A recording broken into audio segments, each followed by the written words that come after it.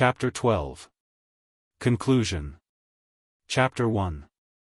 I had ended this 2 years' labor, when, on the 9th of September, I happened to travel on a train to a locality in the governments of Tula and Ryazan, where the peasants had been starving the year before, and were starving still more in the present year. At one of the stations the train in which I was traveling met a special train which, under the leadership of the governor, was transporting troops with guns, cartridges, and rods for the torture and killing of those very famine-stricken peasants. The torturing of the peasants with rods for the purpose of enforcing the decision of the authorities, although corporal punishment was abolished by law 30 years ago, has of late been applied more and more freely in Russia. I had heard of it, had even read in newspapers of the terrible tortures of which the governor of Nizhny Novgorod, Baranov, is said to have boasted. Of the tortures which had taken place in Chernigov, Tambov, Saratov, Astrakhan, Oral, but not once had I had a chance to see men in the process of executing these deeds. Here I saw with my own eyes good Russians, men who are permeated with the Christian spirit, traveling with guns and rods, to kill and torture their starving brothers. The cause that brought them out was the following. In one of the estates of a wealthy landowner the peasants had raised a forest on a pasture which they owned in common with the proprietor, had raised. That is, had watched it during its growth, and had always made use of it, and so regarded this forest as their own, at least as a common possession. But the proprietor, appropriating to himself this forest, began to cut it down. The peasants handed in a complaint. The judge of the first instance irregularly, I say, irregularly, using the word employed by the prosecuting attorney and the governor, men who ought to know the case, decided the case in favor of the proprietor. All the higher courts, among them the Senate, though they could see that the case had been decided irregularly, confirmed the decision, and the forest was adjudged to the proprietor. The proprietor began to cut down the forest, but the peasants, unable to believe that such an obvious injustice could be done them by a higher court, did not submit to the decree, and drove away the workmen who were sent to cut down the forest, declaring that the forest belonged to them, and that they would petition the Tsar, but would not allow the proprietor to cut down the forest. The case was reported to St. Petersburg, whence the governor was ordered to enforce the decree of the court.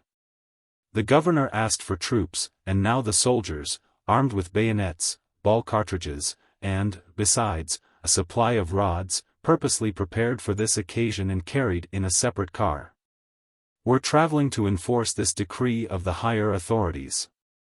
The enforcement of the decree of the higher authorities is accomplished by means of killing, of torturing men, or by means of a threat of doing one or the other, according as to whether any opposition is shown or not. In the first case, if the peasants show any opposition, the following takes place in Russia: the same things happen wherever there are a state structure and property rights. The chief makes a speech and demands submission. The excited crowd, generally deceived by its leaders, does not understand a word that the representative of the power says in official book language, and continues to be agitated. Then the chief declares that if they do not submit and disperse, he will be compelled to have recourse to arms. If the crowd does not submit even then, the chief commands his men to load their guns and shoot above the heads of the crowd. If the crowd does not disperse even then, he commands the soldiers to shoot straight into the crowd, at haphazard, and the soldiers shoot, and in the street fall wounded and killed men. And then the crowd generally runs away, and the troops at the command of the chief seize those who present themselves to them as the main rioters, and lead them away under guard. After that they pick up the blood-stained, dying, maimed, killed, and wounded men, frequently also women and children. The dead are buried, and the maimed are sent to the hospital. But those who are considered to be the plotters are taken to the city and tried by a special military court. If on their part there was any violence, they are sentenced to be hanged. Then they put up a gallows and with the help of ropes choke to death a few defenseless people, as has many times been done in Russia and as is being done, and must be done where the public structure is based on violence. Thus they do in case of opposition. In the second case, when the peasants submit, there takes place something special and peculiarly Russian. What happens is this: the governor arrives at the place of action, makes a speech to the people, rebuking them for their disobedience, and either stations troops in the farms of the village, where the soldiers, quartering at times as much as a month at a time, ruin the peasants, or, satisfied with threatening them, graciously pardons the people and returns home, or, which happens more frequently than anything else, announces to them that the instigators ought to be punished, and arbitrarily, without trial, selects a certain number of men, who are declared to be the instigators and in his presence are subjected to tortures. In order to give an idea as to how these things are done, I will describe an affair which took place at Oral and received the approval of the higher authorities. What happened in Oral was this: just as here, in the government of Tula, a proprietor wanted to take away some property from certain peasants, and the peasants opposed him, just as they did here. The point was that the landed proprietor wanted without the consent of the peasants to keep the water in his mill pond at so high a level that their fields were inundated. The peasants objected. The proprietor entered a complaint before the county council chief. The county council chief illegally, as was later declared by the court, decided the case in favor of the proprietor, by permitting him to raise the water. The proprietor sent his workmen to raise the ditch through which the water ran down. The peasants were provoked by this irregular decision, and called out their wives, to prevent the proprietor's workmen from raising the ditch. The women went to the dam, overturned the carts, and drove off the workmen. The proprietor entered a complaint against the women for taking the law into their hands. The county council chief ordered one woman from each peasant farm in the whole village to be locked up, in the cold room. The decision could not well be carried out. Since there were several women on each farm, it was impossible to determine which of them was liable to arrest, and so the police did not carry out the decree. The proprietor complained to the governor of the inactivity of the police, and the governor, without looking into the matter, gave the rural chief the strict order immediately to enforce the decision of the county council chief. Obeying the higher authorities, the rural chief arrived in the village and, with a disrespect for men which is characteristic of the Russian authorities, commanded the policemen to seize one woman from each house. But since there was more than one woman in each house, and it was impossible to tell which one of them was subject to incarceration, there began quarrels, and opposition was shown. In spite of these quarrels and this opposition, the rural chief commanded that one woman, no matter who she be seized in each house and led to a place of confinement. The peasants began to defend their wives and mothers, did not give them up, and upon this occasion beat the police and the rural chief. There appeared the first terrible crime, an assault on the authorities, and this new crime was reported to the city. And so the governor, like the governor of Tula, arrived on a special train with a battalion of soldiers, with guns and rods, having made use of the telegraph, of telephones, and of the railway. And brought with him a learned doctor, who was to watch the hygienic conditions of the flogging, thus fully personifying Genghis Khan with the telegraphs, as predicted by Herzen. Near the township office stood the troops, a squad of policemen with red cords, to which is attached the revolver, official persons from among the peasants, and the accused. Round about stood a crowd of 1,000 people or more. Upon driving up to the township office, the governor alighted from his carriage, delivered a speech previously prepared, and called for the guilty and for a bench. This command was not understood at first. But a policeman, whom the governor always took with him, and who attended to the preparation of the tortures, which had more than once been employed in the government, explained that what was meant was a bench for flogging. A bench was brought, the rods, which had been carried on the train, were piled up, and the executioners were called for. These had been previously chosen from among the horse thieves of the village, because the soldiers refused to perform this duty. When everything was ready, the governor commanded the first of the 12 men pointed out by the proprietor as the most guilty to step forward. The one that came out was the father of a family, a respected member of society of about 40 years of age, who had bravely defended the rights of society and so enjoyed the respect of the inhabitants. He was led up to the bench, his body was bared, and he was ordered to lie down. The peasant tried to beg for mercy, but when he saw that this was useless, he made the sign of the cross and lay down. 2 policemen rushed forward to hold him down. The learned doctor stood nearby, ready to offer learned medical aid. The prisoners, spitting into their hands, swished the rods and began to strike.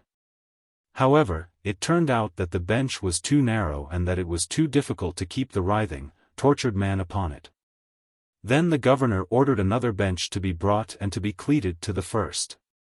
Putting their hands to their visors and muttering, "Yes, Your Excellency," some men hurriedly and humbly fulfilled the commands. Meanwhile the half-naked, pale, tortured man, frowning and looking earthward, waited with trembling jaws and bared legs. When the second bench was attached, he was again put down, and the horse thieves began to beat him again. The back, hips, and thighs, and even the sides of the tortured man began more and more to be covered with wales and bloody streaks, and with every blow there were heard dull sounds, which the tortured man was unable to repress. In the surrounding crowd were heard the sobs of the wives, mothers, children, relatives of the tortured man and of all those who were selected for the punishment. The unfortunate governor, intoxicated by his power, thought that he could not do otherwise, and, bending his fingers, counted the blows, and without stopping smoked cigarettes. To light which several officious persons hastened every time to hand him a lighted match. When 50 blows had been dealt, the peasants stopped crying and stirring, and the doctor, who had been educated in a crown institution for the purpose of serving his czar and country with his scientific knowledge, walked over to the tortured man, felt his pulse, listened to the beating of his heart, and announced to the representative of power that the punished man had lost consciousness and that according to the data of science it might be dangerous to his life to continue the punishment. But the unfortunate governor, who was now completely intoxicated by the sight of blood, commanded the men to go on, and the torture lasted until they had dealt 70 blows. To which number it for some reason seemed to him necessary to carry the number of the blows. When the 70th blow was dealt, the governor said, "Enough. The next." And the disfigured man, with his swollen back, was lifted up and carried away in a swoon, and another was taken up. The sobs and groans of the crowd became louder, but the representative of the governmental power continued the torture. Thus they flogged the 2nd, 3rd, 4th, 5th, 6th, 7th, 8th, 9th, 10th, 11th, 12th man, each man receiving 70 blows. All of them begged for mercy, groaned, cried. The sobs and groans of the mass of women grew louder and more heartrending, and the faces of the men grew gloomier and gloomier.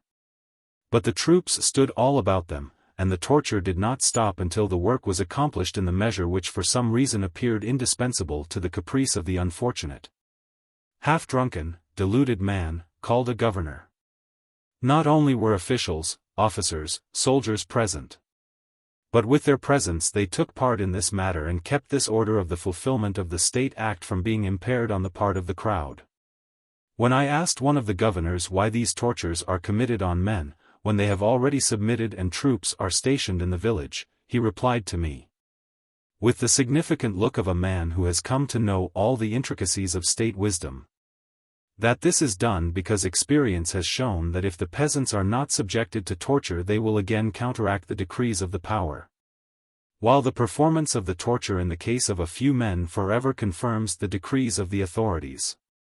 And so now the governor of Tula was traveling with his officials, officers, and soldiers, in order to perform just such a work. In just the same manner, that is, by means of murder or torture, were to be carried out the decree of the higher authorities, which consisted in this, that a young fellow, a landed proprietor, who had an income of 100,000 rubles per year, was to receive another 3,000 rubles. For a forest which he had in a rascally manner taken away from a whole society of hungry and cold peasants, and be able to spend this money in 2 or 3 weeks in the restaurants of Moscow, St. Petersburg, or Paris. It was to do such a deed that the men whom I met were traveling. Fate, as though on purpose, after my 2 years' tension of thought in one and the same direction, for the first time in my life brought me in contact with this phenomenon. which showed me with absolute obviousness in practice what had become clear to me in theory, namely, that the whole structure of our life is not based, as men who enjoy an advantageous position in the existing order of things are fond of imagining, on any juridical principles, but on the simplest, coarsest violence, on the murder and torture of men. Men who own large tracts of land or have large capitals, or who receive large salaries, which are collected from the working people, who are in need of the simplest necessities, as also those who, as merchants, doctors, artists, clerks, savants, coachmen, cooks, authors, lackeys, lawyers, live parasitically about these rich people, are fond of believing that those prerogatives which they enjoy are not due to violence, but to an absolutely free and regular exchange of services. And that these prerogatives are not only not the result of assault upon people, and the murder of them, like what took place this year in Orel and in many other places in Russia, and continually takes place in all of Europe and of America, but has even no connection whatsoever with these cases of violence. They are fond of believing that the privileges which they enjoy exist in themselves and take place and are due to a voluntary agreement among people, while the violence exerted against people also exists in itself and is due to some universal and higher juridical, political, and economical laws. These men try not to see that they enjoy the privileges which they enjoy only by dint of the same thing which now would force the peasants, who raised the forest and who were very much in need of it, to give it up to the rich proprietor, who took no part in the preservation of the forest and had no need of it, that is, that they would be flogged or killed if they did not give up this forest. And yet, if it is quite clear that the Orel mill began to bring greater returns to the proprietor, and that the forest, which the peasants raised, is turned over to the proprietor only in consequence of assaults or murders, or the threat of them, it must be just as clear that all the other exclusive rights of the rich, which deprive the poor of their prime necessities, are based on the same thing. If the peasants, who are in need of the land for the support of their families, do not plough the land which adjoins their very farms, while this land, which is capable of supporting something like 1,000 families, is in the hands of one man, a Russian, Englishman, Austrian, or some large landed proprietor, who does not work on this land.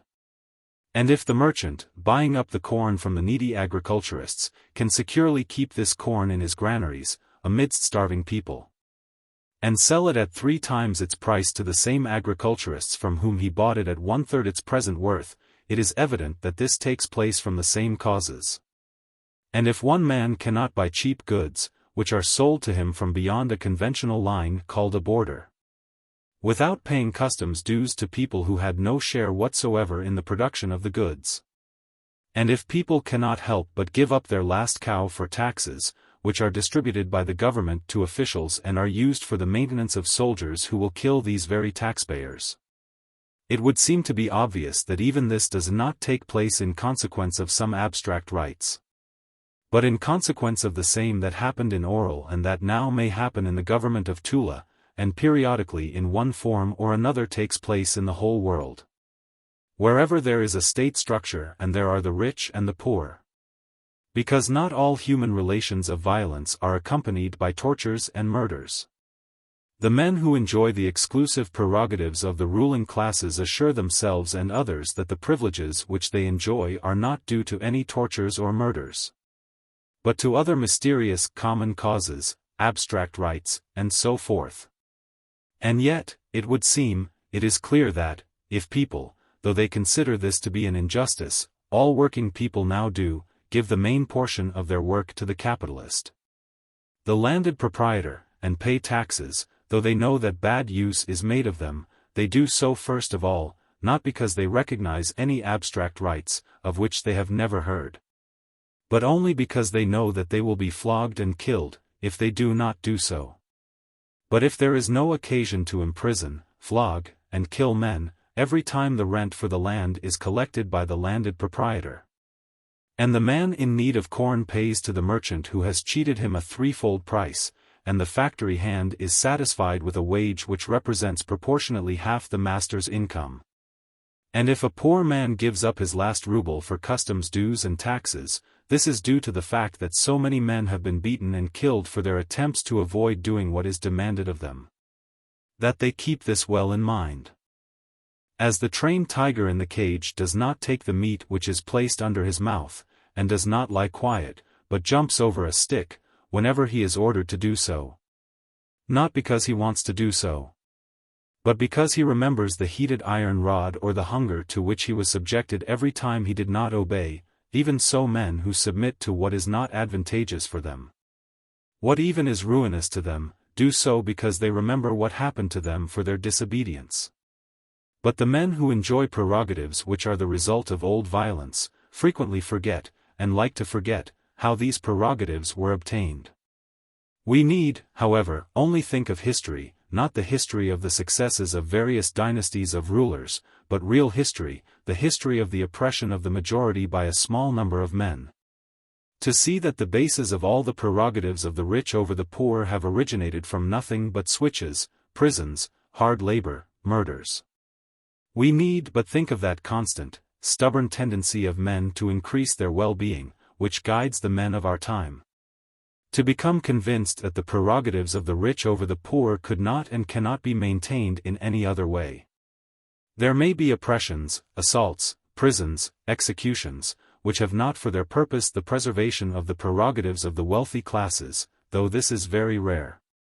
But we may boldly say that in our society, for each well-to-do, comfortably living man, there are 10 who are exhausted by labor, who are envious and greedy, and who frequently suffer with their whole families, all the prerogatives of the rich, all their luxury, all that superfluity which the rich enjoy above the average laborer.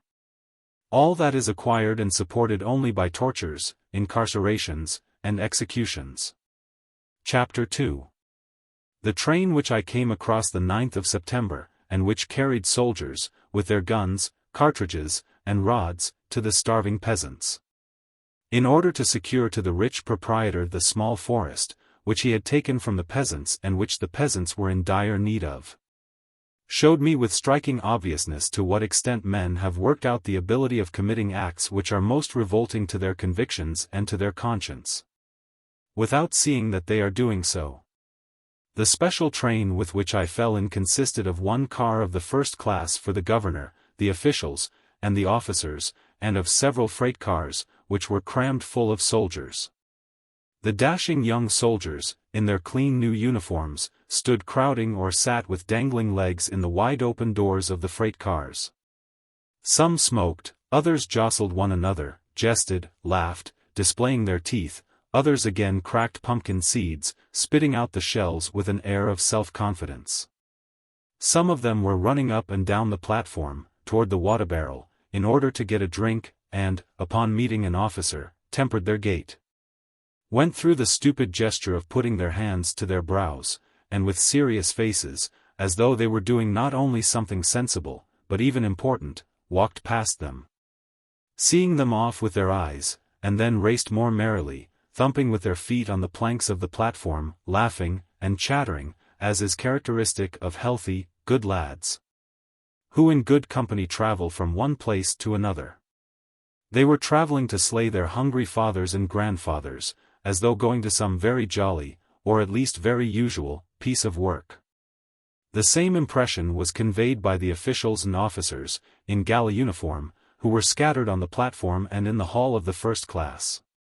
At the table, which was covered with bottles, dressed in his semi-military uniform, sat the governor, the chief of the expedition, eating something, and speaking calmly about the weather with an acquaintance whom he had met, as though the matter which he was about to attend to were so simple and so common that it could not impair his calm and his interest in the change of the weather.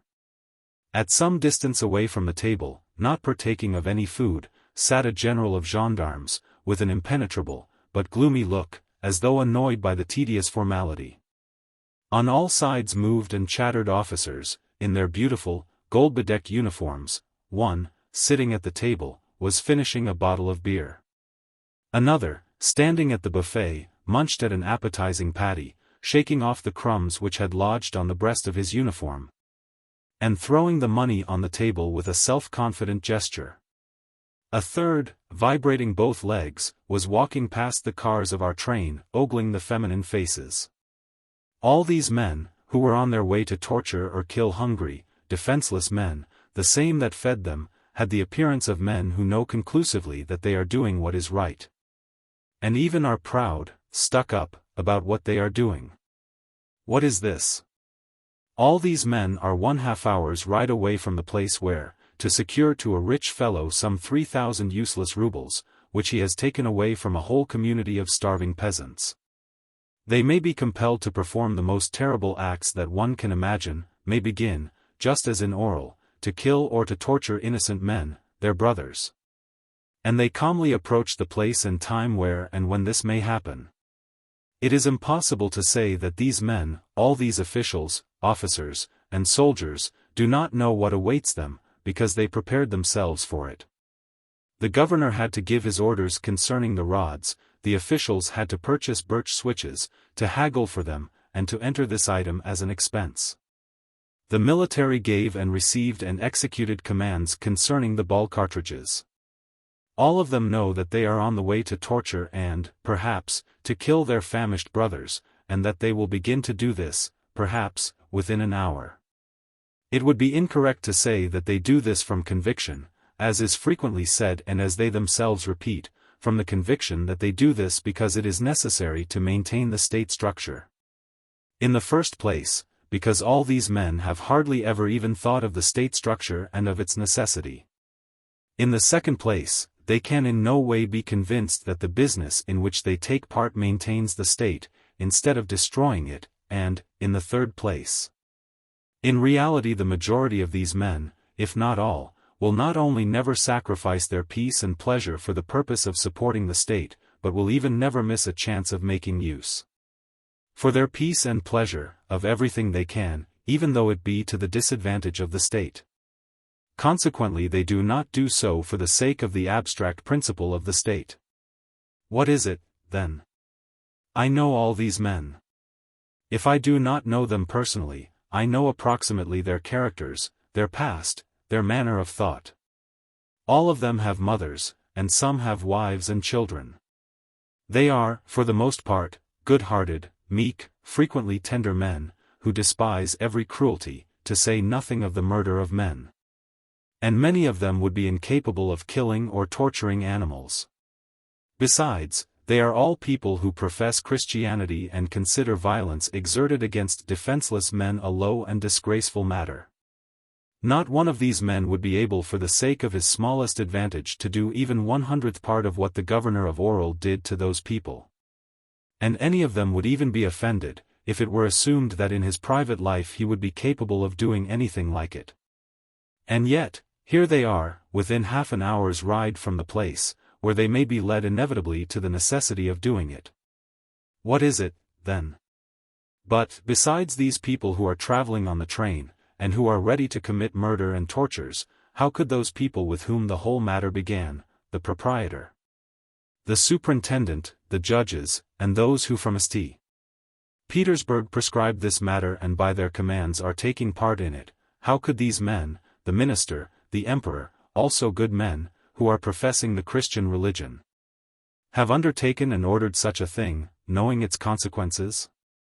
How can even those who do not take part in this matter, the spectators, who are provoked at every special case of violence or at the torture of a horse, admit the performance of so terrible a deed? How can they help being provoked at it, standing on the road, and shouting, "No, we shall not allow hungry people to be killed and flogged for not giving up their property, which has been seized from them by force"? But not only does no one do so, the majority of men, even those who were the instigators of the whole thing, like the superintendent, the proprietor, the judges, and those who were the participants in it and who gave the orders, like the governor, the minister, the emperor, are calm, and do not even feel any pangs of conscience. Just as calm are apparently all those men who are traveling to commit this evil deed. The spectators, too, it seemed, who were not in any way interested in the matter, for the most part looked with sympathy, rather than with disapproval, upon the men who were getting ready for this execrable deed. In the same car with me there was traveling a merchant, a lumber dealer from the peasant class.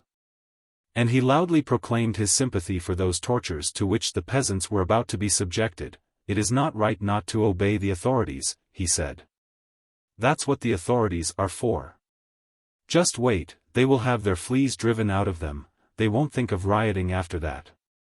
Serves them right. What is it, then? It is equally impossible to say that all these men, the instigators, participants, abettors of this matter, are such rascals that, knowing all the baseness of what they are doing, they, either for a salary, or for an advantage, or out of fear of being punished, do a thing which is contrary to their convictions. All these men know how, in certain situations, to defend their convictions. Not one of these officials would steal a purse, or read another person's letter, or bear an insult without demanding satisfaction from the insulter. Not one of these officers would have the courage to cheat at cards, not to pay his card debts, to betray a friend, to run away from the field of battle, or to abandon his flag.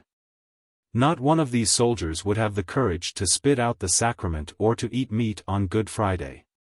All these men are prepared to bear all kinds of privations, sufferings, and dangers, rather than do something which they consider to be bad. Consequently, there is in these men a counteracting force, whenever they have to do something which is contrary to their convictions. Still less is it possible to say that all these men are such beasts that it is proper and not at all painful for them to do such things.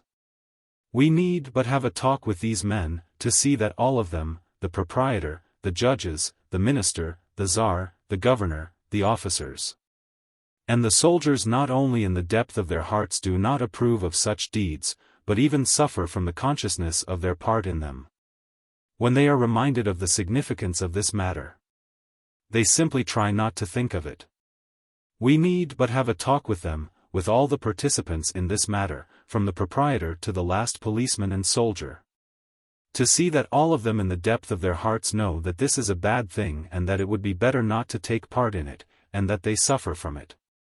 A lady of liberal tendencies, who was traveling on the same train with us, upon noticing the governor and the officers in the hall of the first class, and learning of the purpose of their journey, began on purpose in a loud voice, so as to be heard, to curse the orders of our time and to put to shame the men who were taking part in this matter. All persons present felt ill at ease. Nobody knew whither to look, but no one dared to answer her. The passengers looked as though it were not worth while to reply to such empty talk. But it was evident from the faces and fugitive eyes that all felt ashamed. This also I noticed in the case of the soldiers. They, too, knew that the business for which they were traveling was a bad one, but they did not wish to think of what awaited them. When the lumber dealer began insincerely, as I thought, merely to show his culture, to speak of how necessary such measures were, the soldiers who heard it turned away from him, as though they did not hear him, and frowned. All these men, both those who, like the proprietor, the superintendent, the minister, the czar, participated in the performance of this act, and those who are just now traveling on the train, and even those who, without taking part in this matter, look on at the accomplishment of it, know every one of them that this is a bad business, and are ashamed of the part which they are taking in it and even of their presence during its execution. Why, then, have they been doing and tolerating it? Ask those who, like the proprietor, started this matter, and those who, like the judges, handed down a formally legal, but obviously unjust decision, and those who ordered the enforcement of the decree, and those who, like the soldiers, the policemen, and the peasants, will with their own hands carry it into execution, who will beat and kill their brothers, all of them, the instigators, and the accomplices, and the executors, and the abettors of these crimes. And all will give you essentially the same answer. The men in authority, who provoked the matter and cooperated in it and directed it, will say that they are doing what they are doing because such matters are necessary for the maintenance of the existing order. And the maintenance of the existing order is necessary for the good of the country and of humanity, for the possibility of a social life and a forward movement of progress. The men from the lower spheres, the peasants and the soldiers, those who will be compelled with their own hands to exercise the violence, will say that they are doing what they are doing because this is prescribed by the higher authorities, and that the higher authorities know what they are doing. That the authorities consist of the very men who ought to be the authorities and that they know what they are doing, presents itself to them as an incontestable truth. If these lower executors even admit the possibility of an error or delusion, they admit it only in the case of the lower authorities. But the highest power, from whom all this proceeds, seems to them to be unquestionably infallible. Though explaining the motives for their activities in a different manner, both the rulers and the ruled agree in this: that they do what they do because the existing order is precisely the one which is indispensable and which must exist at the present time, and which, therefore, it is the sacred duty of every person to maintain. On this recognition of the necessity, and so of the unchangeableness of the existing order, is based the reflection, which has always been adduced by all the participants in state violence in their justification, that, since the present order is unchangeable, the refusal of a single individual to perform the duties imposed upon him will not change the essence of the matter, and will have no other effect than that in place of the person refusing there will be another man, who may perform the duty less well, that is, more cruelly, more harmfully for those men against whom the violence is practiced. This conviction that the existing order is indispensable, and so unchangeable, and that it is the sacred duty of every man to maintain it, is what gives to good people and, in private life, to moral people the possibility of participating with a more or less calm conscience in such affairs as the one which took place in Oral and the one which the people who were traveling in the Tula train were getting ready to act in. But on what is this conviction based? It is naturally agreeable and desirable for the proprietor to believe that the existing order is indispensable and unchangeable, because it is this very existing order which secures for him the income from his hundreds and thousands of desiatinas, thanks to which he leads his habitual idle and luxurious life. Naturally enough, the judge, too, readily believes in the necessity of the order, in consequence of which he receives 50 times as much as the most industrious laborer. This is just as comprehensible in the case of the supreme judge, who receives a salary of 6 or more thousand, and in the case of all the higher officials. Only with the present order can he, as a governor, prosecutor, senator, member of various councils, receive his salary of several thousands, without which he would at once perish with all his family. Because, except by the position which he holds, he would not be able, with his ability, industry, and knowledge, to earn 1/100th part of what he is getting. In the same situation are the minister, the emperor, and every higher authority, but with this difference, that, the higher they are and the more exclusive their position is, the more indispensable it is for them to believe that the existing order is the only possible order, because outside of it they not only cannot get an equal position, but will have to stand much lower than the rest of mankind. A man who voluntarily hires himself out as a policeman at a salary of 10 rubles, which he can easily get in any other position, has little need of the preservation of the existing order, and so can get along without believing in its unchangeableness. But a king or an emperor, who in his position receives millions, who knows that all around him there are thousands of men who are willing to depose him and take his place, who knows that in no other position will he get such an income and such honors, who in the majority of cases, with a more or less despotic rule, knows even this, that, if he should be deposed, he would be tried for everything he did while in possession of his power, cannot help but believe in the unchangeableness and sacredness of the existing order. The higher the position which a man occupies, the more advantageous and, therefore, the more unstable it is, and the more terrible and dangerous a fall from it is. The more does a man who holds that position believe in the unchangeableness of the existing order, and with so much greater peace of mind can such a man, as though not for himself, but for the support of the existing order, do bad and cruel deeds. Thus it is in the case of all the men of the ruling classes who hold positions that are more advantageous than those which they could hold without the existing order, beginning with the lowest police officials and ending with the highest authorities. All these men more or less believe in the unchangeableness of the existing order, because, above all else, it is advantageous for them. But what is it that compels the peasants, the soldiers, who stand on the lowest rung of the ladder, who have no profit from the existing order, who are in a condition of the most abject submission and humiliation, to believe that the existing order, in consequence of which they are in a most disadvantageous and humble state, is the very order which must be, and which, therefore, must be maintained, even by performing the basest and most unconscionable acts for it? What is it that compels these men to make the false reflection that the existing order is invariable and, therefore, must be maintained, whereas it is evident that, on the contrary, it is unchangeable only because it is maintained as such? What is it that compels the men who were but yesterday taken from the plough, and who are dressed up in these monstrous, indecent garments with blue collars and gilt buttons, to travel with guns and swords, in order to kill their hungry fathers and brothers? They certainly have no advantages, and are in no danger of losing the position which they hold, because their condition is worse than the one from which they are taken. The men of the higher ruling classes, the proprietors, ministers, kings, officers, take part in these matters, thus supporting the existing order, because it is advantageous for them. Besides, these frequently good, meek men feel themselves able to take part in these things for this other reason, that their participation is limited to instigations, decrees, and commands. None of these men in authority do themselves those things which they instigate, determine upon, and order to be done. For the most part they do not even see how all those terrible things which they provoke and prescribe are carried out. But the unfortunate people of the lower classes, who derive no advantage from the existing order, who, on the contrary, in consequence of this order are held in the greatest contempt, why do they? Who, for the maintenance of this order, with their own hands tear people away from their families, who bind them, who lock them up in prisons and at hard labor, who watch and shoot them, do all these things? What is it that compels these men to believe that the existing order is unchangeable and that it is necessary to maintain it?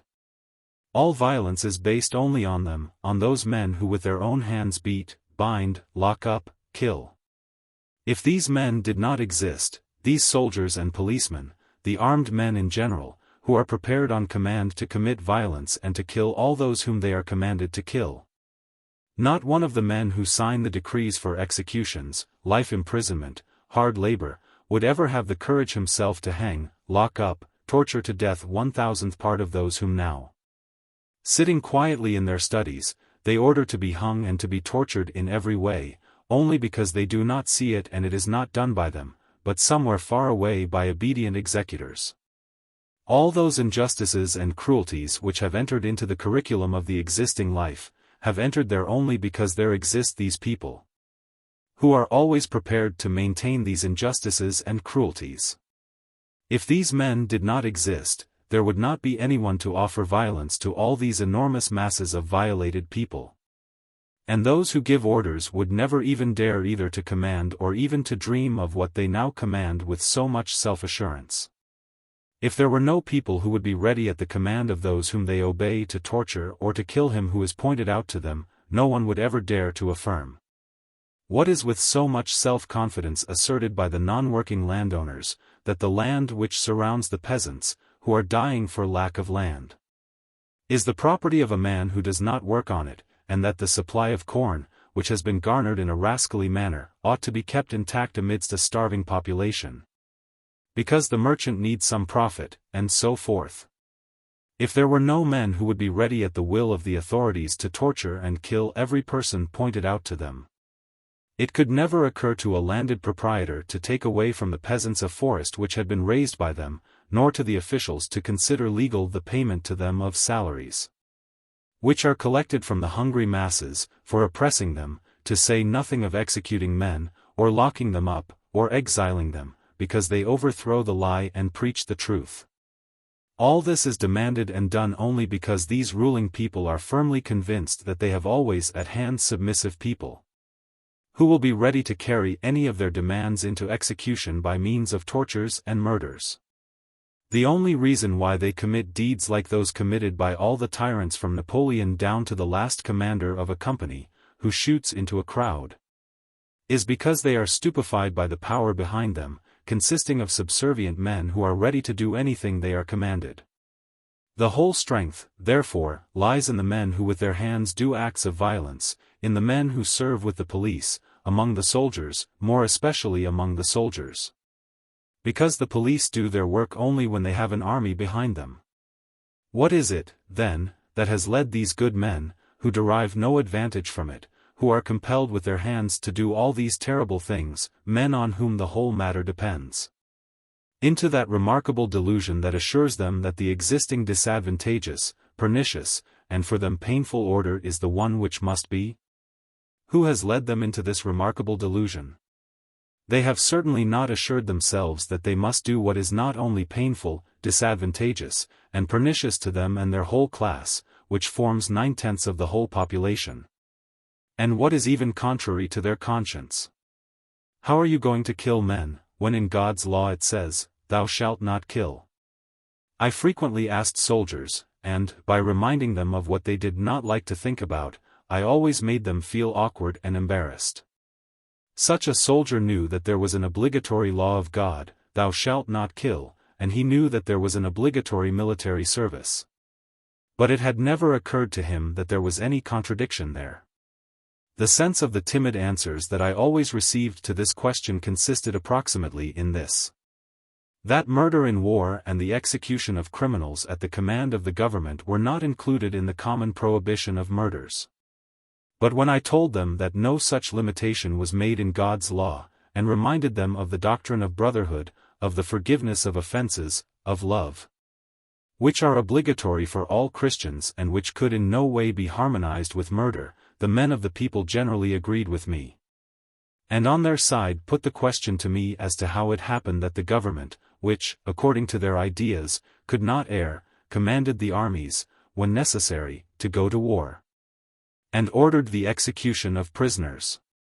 When I answered them that the government acted incorrectly when it commanded these things to be done, my interlocutors became even more embarrassed, and either broke off the conversation or grew provoked at me. There must be such a law. I guess the bishops know better than we, I was told by a Russian soldier.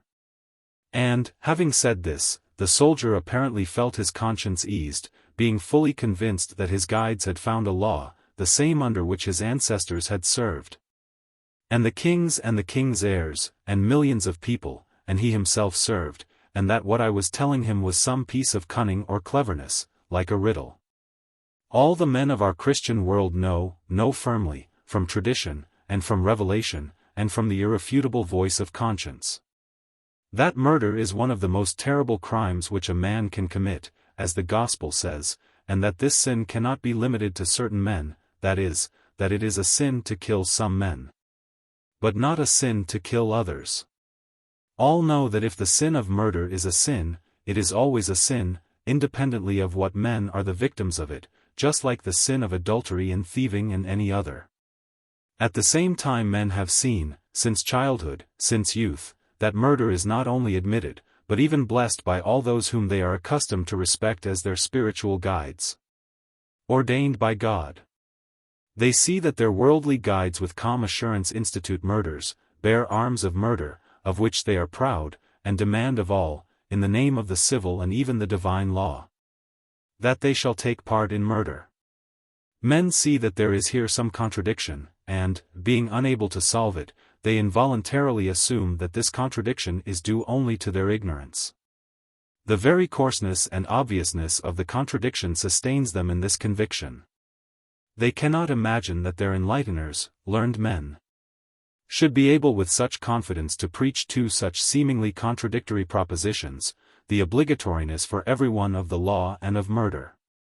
A simple, innocent child, and later a youth, cannot imagine that men who stand so high in his opinion, whom he considers to be either holy or learned, should for any reason be deceiving him so unscrupulously. But it is precisely this that has been done to him all the time. This is accomplished, in the first place, by impressing all the laboring people, who have not themselves any time to solve moral and religious questions, from childhood, and up to old age, by example and direct teaching, with the idea that tortures and murders are compatible with Christianity, and that, for certain purposes of state, tortures and murders are not only admissible, but even peremptory. In the second place, by impressing some of them, who are chosen by enlistment or levy, with the idea that the performance of tortures and murders with their own hands forms a sacred duty and even an act which is valorous and worthy of praise and of reward. The common deception, which is disseminated among all men, consists in this, that in all the catechisms, or the books which have taken their place and which are now the subject of obligatory instruction for the children, it says that violence, that is, tortures, imprisonments, and executions, as also murders in civil or external wars for the purpose of maintaining and defending the existing order of the state, whatever it be, autocratic, monarchical, a convention, a consulship, an empire of either Napoleon or of Boulanger, a constitutional monarchy, a commune, or a republic, is quite legitimate, and does not contradict either morality or Christianity. This it says in all the catechisms or books used in the schools. And men are so convinced of it that they grow up, live, and die in this conviction, without doubting it even once. This is one deception, a common deception, which is practiced on all men. There is another, a private deception, which is practiced on soldiers or policemen, who are chosen in one way or another and who perform the tortures and the murders which are needed for the support and the defense of the existing order. In all the military codes it says in so many words what in the Russian military code is expressed as follows, Art. 87, precisely and without discussion. To carry out the commands of the authorities means to carry out precisely the command given by the authorities, without discussing whether it is good or bad, and whether it is possible to carry it out. The chief himself answers for the consequences of a command given out by him. Art. 88. The subject may refuse to carry out the commands of his superior only when he sees clearly that by carrying out his superior's command one involuntarily imagines that what will follow is. When he sees clearly that by carrying out his superior's command he violates the law of God. But that is not at all the case, when he sees clearly that he is violating the oath of allegiance and fidelity, and his service to the emperor. It says that a man, being a soldier, must carry out all the commands of his chief without any exception whatever, which for a soldier mainly means murder. And so must violate all divine and human laws, except his fidelity and service to him who at the given moment happens to be in power. Thus it says in the Russian military code, and precisely the same, though in different words, is said in all the military codes, as indeed it cannot be otherwise. Because in reality upon this deception of emancipating men from their obedience to God or to their conscience, and of substituting for this obedience the obedience to the accidental superior, is all the power of the army and the state based. So it is this on which is founded that strange conviction of the lower classes that the existing order, which is pernicious for them, is as it ought to be, and that they are, therefore, obliged to support it with tortures and murders. This conviction is based on a conscious deception, which is practiced upon them by the upper classes. Nor can it be otherwise. To compel the lower, most numerous classes of men to oppress and torment themselves, committing with this such acts as are contrary to their conscience, it was necessary to deceive these lower, most numerous classes. And so it was done. The other day I again saw an open practice of this shameless deceit, and I was again surprised to see with what boldness and freedom it was practiced. In the beginning of November, as I was passing through Tula, I again saw at the gate of the county council office the familiar dense crowd of people, from which proceeded drunken shouts and the pitiful wail of mothers and of wives. This was a levy of recruits. As upon other occasions, I was unable to drive past this spectacle. It attracts me as by some evil charm. I again entered among the crowd, stood, looked, asked questions, and marveled at the freedom with which this most terrible crime is perpetrated in broad daylight and in a populous city. As in former years, the elders in all the villages of Russia, with its 100 millions of inhabitants, on the 1st of November selected from lists a given number of lads, frequently their own sons, and took them to the city. On the way the recruits went on an uninterrupted spree, in which they were not interfered with by their elders. Who felt that going to such a mad business as the one to which the recruits were going, abandoning their wives and mothers and renouncing everything holy to them, in order to become somebody's senseless instruments of murder, was too painful a matter, if they did not intoxicate themselves with liquor. And so they traveled, drinking, cursing, singing, fighting, and maiming themselves. The nights they passed in inns. In the morning they again became drunk and gathered in front of the county council office. One part of them, in new short fur coats, with knitted shawls about their necks, with moist drunken eyes or with savage self-encouraging shouts, or quiet and dejected.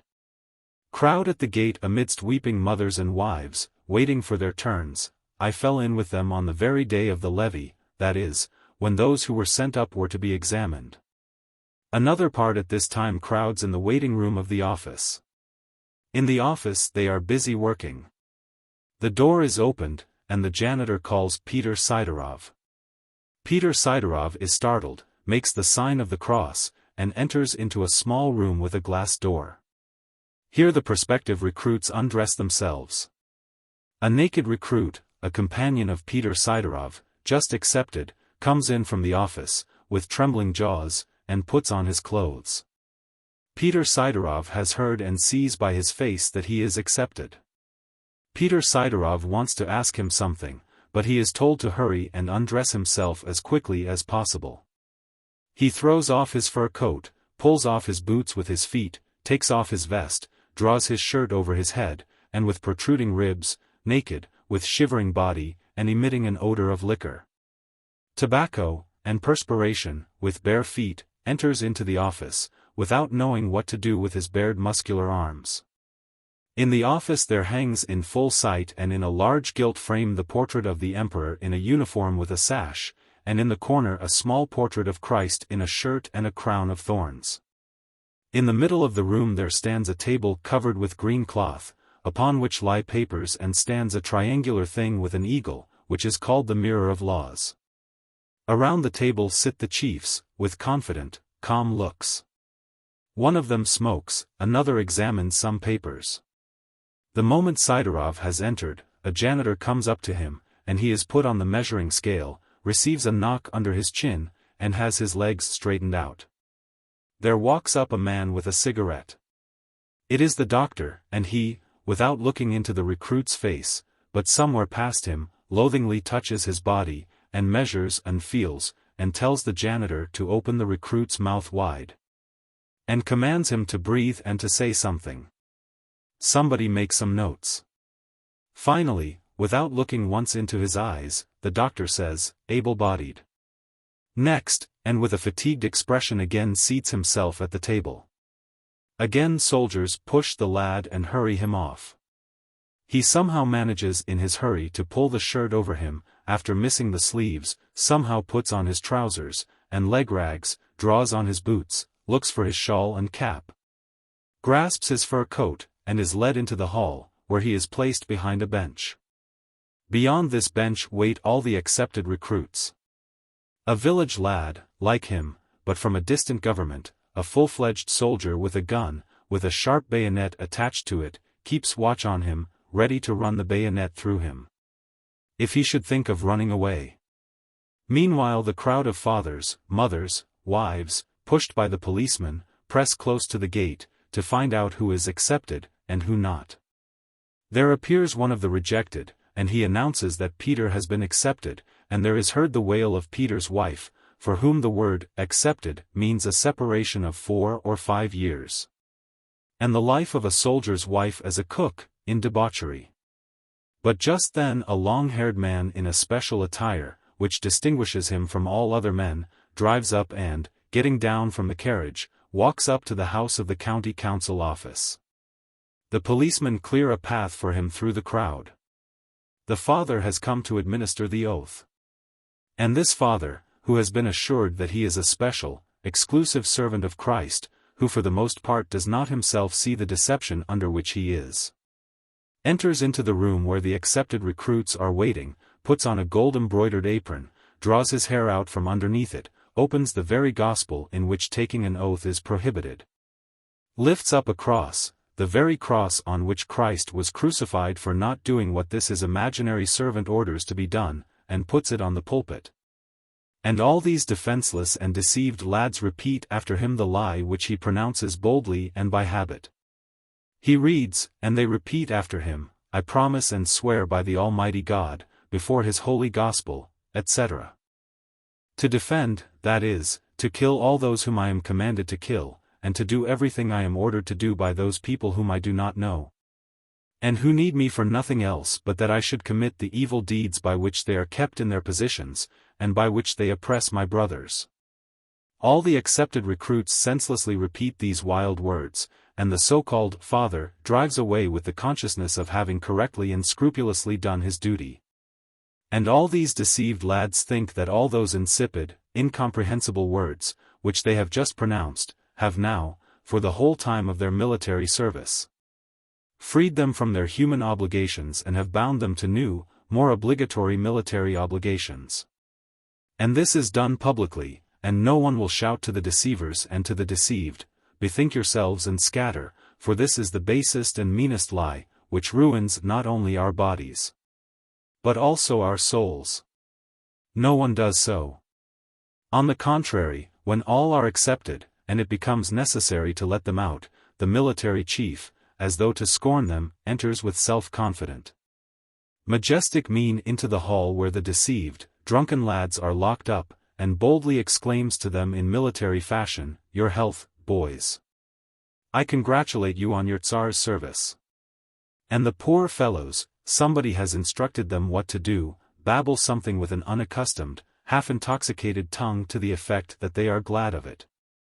In the meantime, the crowd of fathers, mothers, and wives stand at the door and wait. The women look with tearful, arrested eyes through the door. And the door opens, and out come, staggering, and with a look of bravado, the accepted recruits, Petruka, and Vanyuka, and Makar, trying not to look at their relatives. The wail of the mothers and wives is heard. Some embrace one another and weep, others try to look brave, others again console their people. Mothers and wives, knowing that now they will be orphaned for 3, 4, or 5 years, without a supporter, wail and lament at the top of their voices. The fathers do not speak much, and only pitifully smack their tongues and sigh, knowing that now they will no longer see their helpers, whom they have raised and instructed. And that there will return to them, not those peaceful, industrious agriculturists that they have been, but generally debauched, dandyish soldiers, who are no longer used to a simple life. And now the whole crowd take up seats in their sleighs and start down the street, in the direction of inns and restaurants, and still louder are heard, interfering with one another, songs, sobs, drunken shouts, the laments of the mothers and wives, the sounds of the accordion, and curses. All make for saloons and restaurants, the revenue from which goes to the government, and they abandon themselves to intoxication, which drowns in them the perceived consciousness of the illegality of what is being done to them. For 2 or 3 weeks they live at home, and for the most part are having a good time, that is, are out on a spree. On a set day they are collected, and driven like cattle to one place, and are taught military methods and exercises. They are instructed by just such deceived and bestialized men as they, who entered the service 2 or 3 years ago. The means of instruction are deception, stupefaction, kicks, vodka. And not a year passes but that spiritually sound, bright, good fellows are turned into just such wild beings as their teachers. Well, and if the prisoner, your father, runs away? I asked a young soldier. I can run the bayonet through him, he replied, in the peculiar, senseless voice of a soldier. And if he removes himself, I must shoot, he added, apparently proud of his knowledge of what to do when his father removes himself. When he, the good young man, is brought to a condition lower than an animal, he is such as those who use him as an instrument of violence want him to be. He is all ready, the man is lost, and a new instrument of violence has been created. And all this takes place every year, every autumn, everywhere, in the whole of Russia, in broad daylight, in a populous city, in the sight of all men, and the deception is so clever, so cunning, That all see it and in the depth of their hearts know all its baseness, all its terrible consequences, and are unable to free themselves from it. Chapter 3. When the eyes shall be opened to this terrible deception which is practiced on men, one must marvel how preachers of the religion of Christianity in morality, educators of youth, simply good, intelligent parents, who always exist in every society, can preach any doctrine of morality amidst a society in which all the churches and governments openly acknowledge that tortures and murders form an indispensable condition of the life of all men. And that amidst all men there must always be some special men, who are prepared to kill their brothers, and that every one of us may be such. How can children and youths be taught and men in general be enlightened, to say nothing of the enlightenment in the Christian spirit? How can they be taught any morality by the side of the doctrine that murder is indispensable for the maintenance of the common, consequently of our own, well-being, and so is legitimate? And that there are men, any of us may be these men, whose duty it is to torture and kill our neighbors and to commit all kinds of crime at the will of those who have the power in their hands? If it is possible and right to torture and kill and commit all kinds of crimes by the will of those who have the power in their hands, there is, and there can be, no moral teaching. But there is only the right of the stronger. And so it is. In reality, such a teaching, which for some men is theoretically justified by the theory of the struggle for existence, does exist in our society. Really, what kind of a moral teaching can there be, which would admit murder for any purposes whatsoever? This is as impossible as any mathematical doctrine, which would admit that 2 is equal to 3. With the admission of the fact that 2 is equal to 3 there may be a semblance of mathematics, but there can be no real mathematical knowledge. With the admission of murder in the form of executions, wars, self-defense, there may be a semblance of morality, but no real morality. The recognition of the sacredness of every man's life is the first and only foundation of all morality. The doctrine of an eye for an eye, a tooth for a tooth, a life for a life was put aside by Christianity for the very reason that this doctrine is only a justification of immorality. Only a semblance of justice, and is devoid of sense. Life is a quantity which has no weight and no measure and which cannot be equalized to any other, and so the destruction of one life for another can have no meaning. Besides, every social law is a law which has for its purpose the improvement of human life. But in what way can the destruction of the lives of a few individuals improve the lives of men? The destruction of life is not like its improvement, but an act of suicide. The destruction of another man's life for the purpose of preserving justice is like what a man would do who, to mend the calamity which consists in his having lost one arm, should for the sake of justice cut off his other arm. But, to say nothing of the sin of deception, with which the most terrible crime presents itself to men as their duty. To say nothing of the terrible crime of using Christ's name and authority for the purpose of legalizing what is most denied by this same Christ, as is done in the case of the oath. To say nothing of the offense by means of which not only the bodies, but even the souls of these little ones, are ruined. To say nothing of all that, how can men, even in view of their personal security, men who think highly of their forms of life, their progress, admit the formation among them of that terrible, senseless, cruel, pernicious force which is established by every organized government that rests on the army? The most cruel and terrible of robber bands is not so terrible as such a state organization. Every leader of robbers is none the less limited in his power. Because the men who form his band retain at least a small part of their human liberty and may oppose the performance of acts contrary to their conscience. But for men forming a part of a regularly organized government with an army, with discipline carried to the point to which it is at the present time, there are no barriers whatsoever. There are no crimes so terrible that they would not be committed by men forming a part of the government and of the army, by the will of him who accidentally, Boulanger, Pugachev, Napoleon, may stand at its head. Frequently, when I see, not only the levies of recruits, the military exercises, the maneuvers, but also the policemen with loaded revolvers, the sentries standing with guns and adjusted bayonets. When I hear, as I do in the Komovniki, where I live, for whole days the whistling and the pinging of bullets striking the target.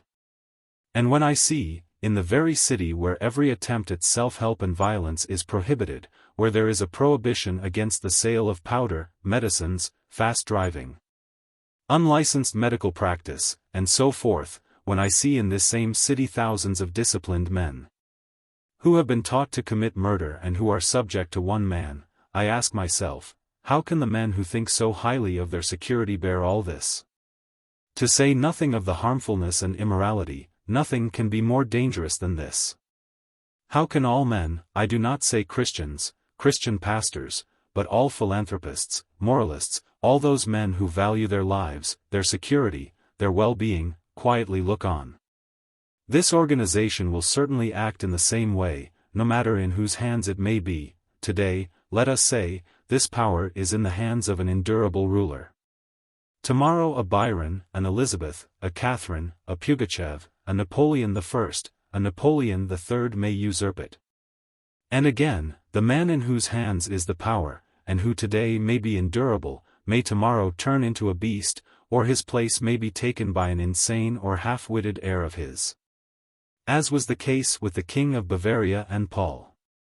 And not only these higher rulers, but also all those minor satraps, who are distributed everywhere like so many baronovs, chiefs of police, even rural officers, commanders of companies, under-officers, may commit terrible crimes before there has been time to depose them, as happens constantly. Involuntarily one asks himself, how can men permit such things to happen, if not for the sake of higher considerations of state, at least for the sake of their security? The answer to this question is this, that it is not all men who permit this to happen, one part of them, the great majority of men, the deceived and the subjected, cannot help but permit anything to be done, but those who with such an organization hold an advantageous position. They permit it, because for them the risk of suffering, because at the head of the government or the army there may be a senseless or cruel man, is always less than the disadvantages to which they would be subjected in case of the destruction of the organization itself. The judge, policeman, governor, officer will hold his position equally under Boulanger, or a republic, or Pugachev or Catherine. But he will certainly lose his position, if the existing order, which secures for him his advantageous position, falls to pieces. And so all these men are not afraid of who will stand at the head of the organization of violence, they adapt themselves to anybody, but only of the destruction of the organization itself.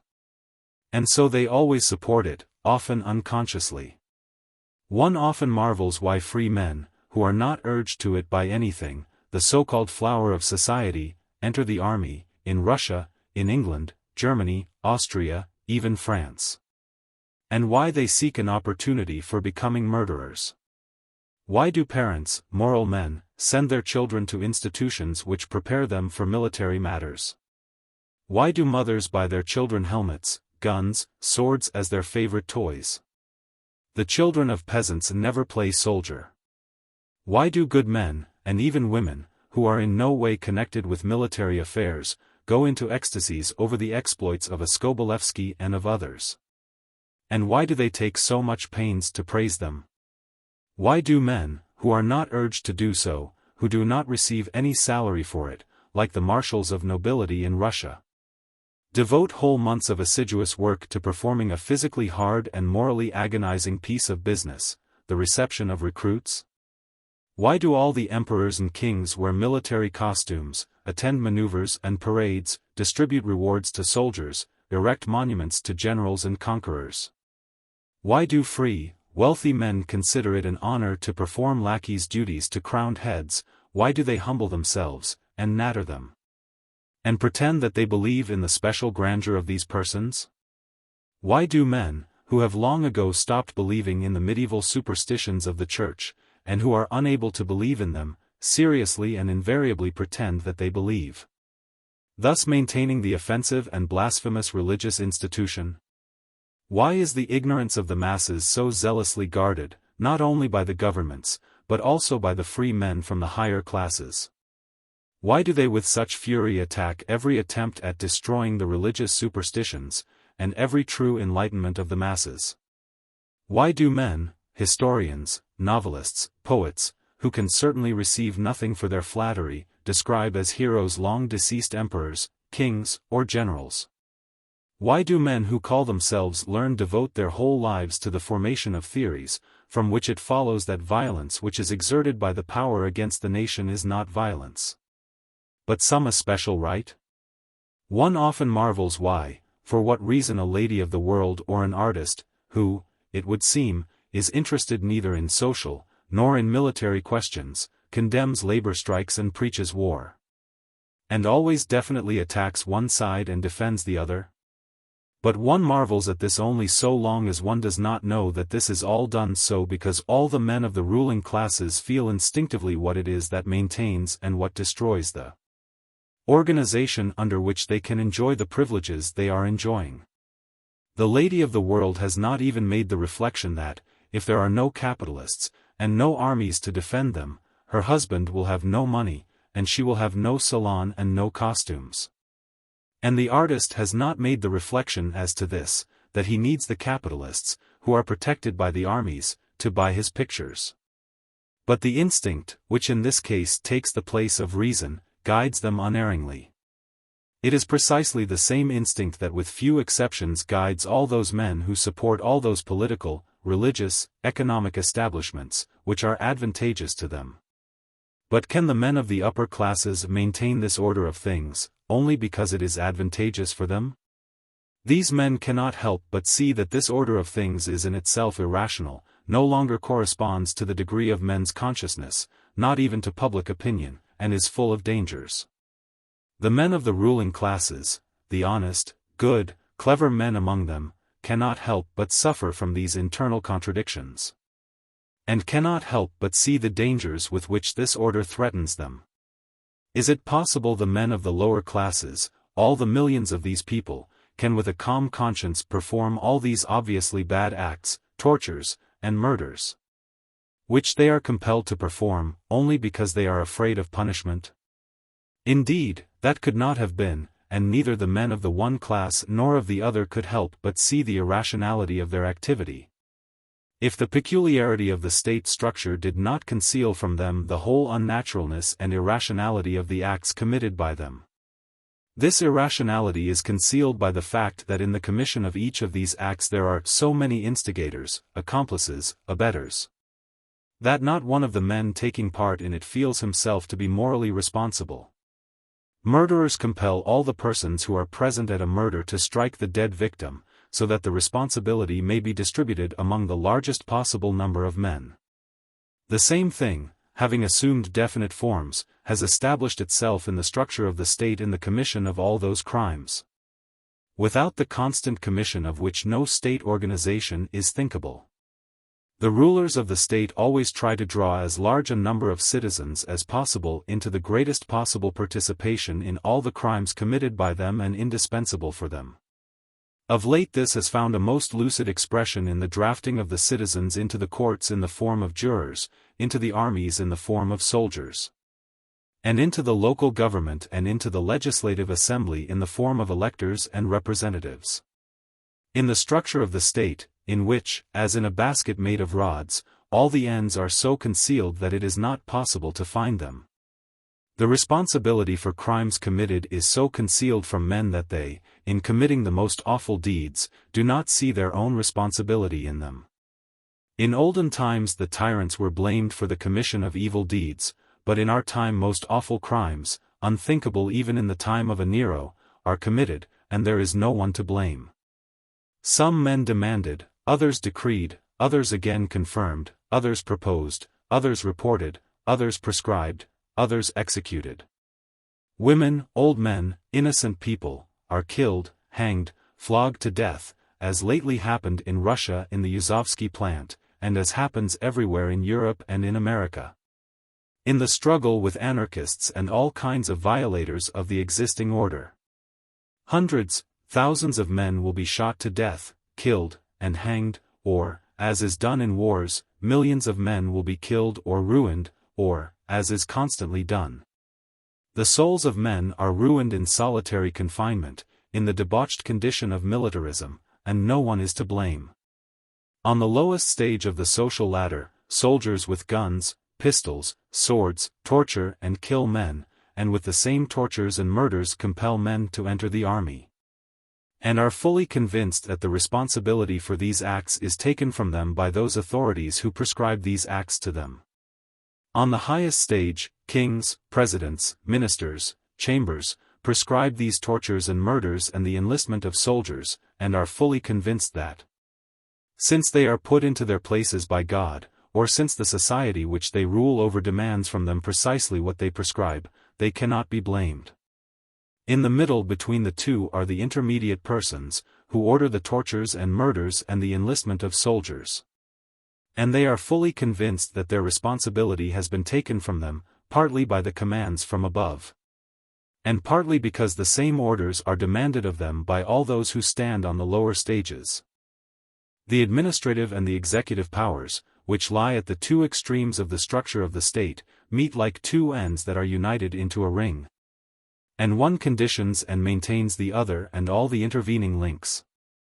Without the conviction that there exists such a person, or such a number of persons, who take upon themselves the responsibility for the acts committed, not one soldier would be able to raise his hands for the purpose of torturing or killing. Without the conviction that this is demanded by the whole nation, not one emperor, king, president, not one assembly would be able to prescribe these same tortures and murders. Without the conviction that there are persons who stand above him and take upon themselves the responsibility for his act, and men who stand below him and demand the fulfillment of such acts for their own good, not one of the men who stand on the stages intermediate between the ruler and the soldier would be able to commit those acts which he is committing. The structure of the state is such that, no matter on what rung of the social ladder a man may stand, his degree of irresponsibility is always one and the same. The higher he stands, the more is he subjected to the influence of the demand for orders from below, and the less he is subjected to the influence of the prescriptions from above. And vice versa. Thus, in the case before me, everyone who had taken part in the matter was the more under the influence of the demand for orders from below and the less under the influence of prescriptions from above. The higher his position was, and vice versa. But not only do all men who are connected with the structure of the state shift their responsibility for deeds committed upon others, the peasant who is drafted into the army, upon the nobleman or merchant who has become an officer, and the officer, upon the nobleman who holds the position of governor, and the governor, upon the son of an official or nobleman who occupies the position of minister, and the minister, upon a member of the imperial house who holds the position of emperor, and the emperor again, upon all these officials, noblemen, merchants, and peasants. Not only do men in this manner free themselves from the consciousness of responsibility for acts committed by them, they even lose the moral consciousness of their responsibility for this other reason. That, uniting into a political structure, they so constantly, continuously, and tensely convince themselves and others that they are not all identical men, but men who differ from one another as does one star from another, that they begin themselves sincerely to believe so. Thus they convince one set of men that they are not simple men, identical with others, but a special kind of men, who have to be honored, while they impress others with the idea that they stand beneath all other men and so must unflinchingly submit to what they are commanded to do by their superiors. On this inequality and exaltation of one class of men and the annihilation of the other is mainly based the inability of men to see the irrationality of the existing order and its cruelty and criminality, and of that deception which is practiced by some and to which the others submit. Some, those who are impressed with the idea that they are vested with some supernatural significance and grandeur, are so intoxicated by this imaginary grandeur that they stop seeing their responsibility in the acts committed by them. The other men, who, on the contrary, are impressed with the idea that they are insignificant creatures, who must in everything submit to the higher, in consequence of this constant condition of humiliation fall into a strange condition of intoxication of servility, and under the influence of their intoxication also fail to see the significance of their acts, and lose the consciousness of their responsibility for them. The intermediate people, who, partly submitting to the higher, and partly considering themselves to be superior, succumb simultaneously to the intoxication of power and that of servility, and so lose the consciousness of their responsibility. We need but look in any country at a superior chief, intoxicated by his grandeur, accompanied by his staff, all of them on magnificently caparisoned horses, in special uniforms and signs of distinction, as he, to the sound of the harmonious and festive music produced by wind instruments, rides past a line of soldiers stiffened up from a sense of servility and presenting arms. We need but look at him, in order that we may understand that at these moments the highest chief and the soldier and all the intermediate persons, being in a state of intoxication, are equally capable of committing acts which they would not think of committing under other circumstances. But the intoxication experienced by men under such phenomena as are parades, imperial receptions, church solemnities, coronations, is a temporary and acute condition. There are also other, chronic, constant conditions of intoxication, which are equally experienced by all men who have any power, from the power of the emperor to that of a policeman in the street, and by men who submit to power and who are in a condition of intoxication through servility, and who in justification of this their condition always ascribe, as has always shown itself in the case of slaves, the greatest significance and dignity to him whom they obey. On this deception of the inequality of men and the resulting intoxication of power and of servility is preeminently based the ability of men united into a political structure to commit, without experiencing any pangs of conscience, acts which are contrary to their conscience.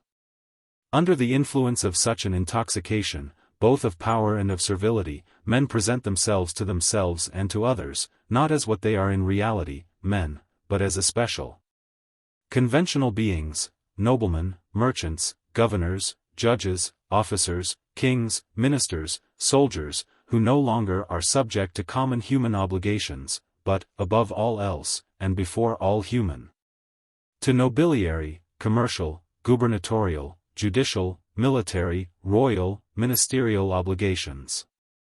Thus, the proprietor who litigated concerning the forest did what he did only because he did not present himself to himself as a simple man, like any of the peasants who were living by his side, but as a large landed proprietor and a member of the gentry, and so, under the influence of the intoxication of power, he felt himself insulted by the pretensions of the peasants. It was only for this reason that, without paying any attention to the consequences which might arise from his demand, he handed in the petition requesting the restitution of his imaginary right. Similarly, the judges who irregularly adjudged the forest to the proprietor did so only because they do not imagine themselves to be simple men, just like all other men, and so under obligation in all cases to be guided only by what is the truth, but under the intoxication of power they imagine themselves to be the guardians of justice, who cannot err. But under the influence of the intoxication of servility they imagine themselves to be men who are obliged to carry out certain words which are written in a certain book and are called the law, as just such conventional persons, and not as what they are in reality, present themselves, under the influence of the intoxication of power and of servility, to themselves and to others.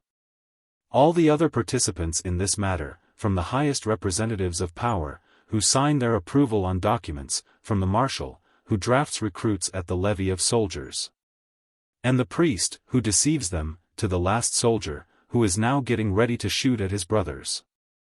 They all did what they did, and are preparing themselves to do what awaits them, only because they present themselves to themselves and to others, not as what they are in reality, men who are confronted with the question as to whether they should take part in a matter which is condemned by their conscience, or not, but as different conventional persons, one, as an anointed king, a special being, who is called upon to care for the well-being of 100 million men. Another, as a representative of nobility, a third, as a priest, who with his ordainment has received a special grace. A fourth, as a soldier, who is obliged by his oath to fulfill without reflection what he is commanded to do. Only under the influence of the intoxication of power and servility, which result from their imaginary positions, can all these men do what they do. If all these men did not have a firm conviction that the callings of kings, ministers, governors, judges, noblemen, landed proprietors, marshals, officers, soldiers, are something actually in existence and very important, not one of these men would think without terror and disgust of participating in the acts which he is committing now.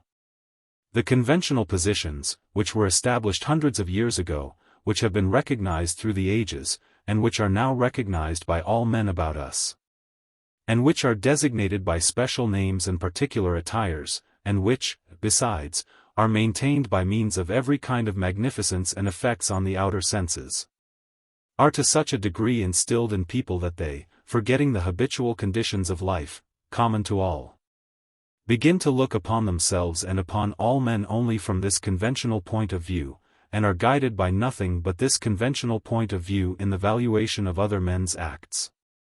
Thus a mentally sound old man, for no other reason than that some trinket or fool's dress is put over him, some keys on his buttocks, or a blue ribbon, which is proper only for a dressed-up little girl, and that he is on that occasion impressed with the idea that he is a general, a chamberlain, a cavalier of St.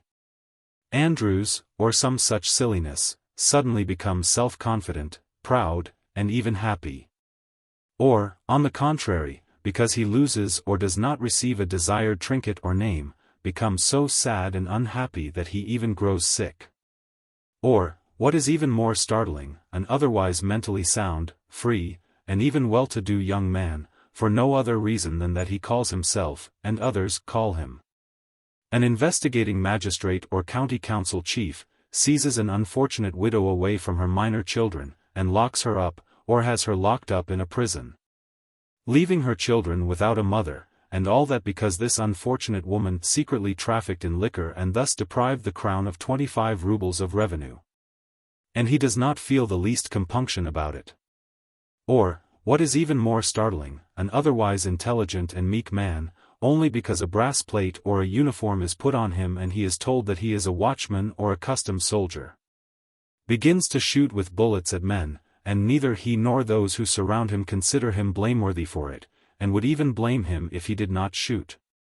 I do not even speak of the judges and jurors, who sentence to executions, and of the military, who kill thousands without the least compunction, only because they have been impressed with the idea that they are not simply men, but jurors, judges, generals, soldiers. Such a constant, unnatural, and strange condition of men in the life of the state is generally expressed in words as follows: as a man I pity him, but as a watchman, judge, general, governor, king, soldier, I must kill or torture him, as though there can exist a given position, acknowledged by men, which can make void duties which are imposed upon each of us by a man's position.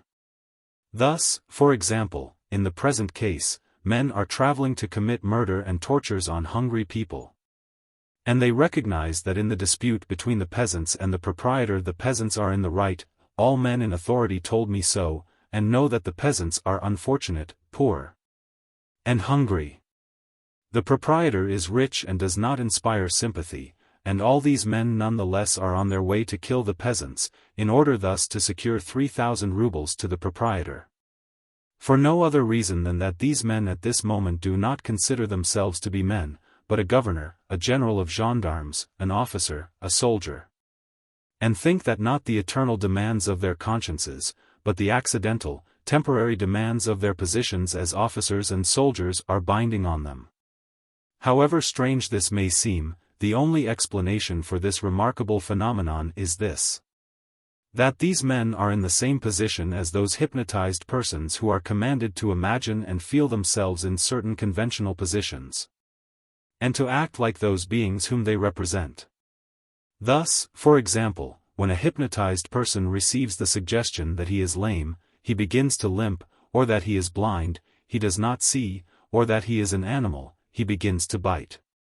In this state are not only the men who are traveling on this train, but also all men who preferably perform their social and their political duties, to the disadvantage of their human duties. The essence of this condition is this: that the men under the influence of the one idea suggested to them are not able to reflect upon their acts, and so do, without any reflection, what is prescribed to them in correspondence with the suggested idea, and what they are led up to through example, advice, or hints.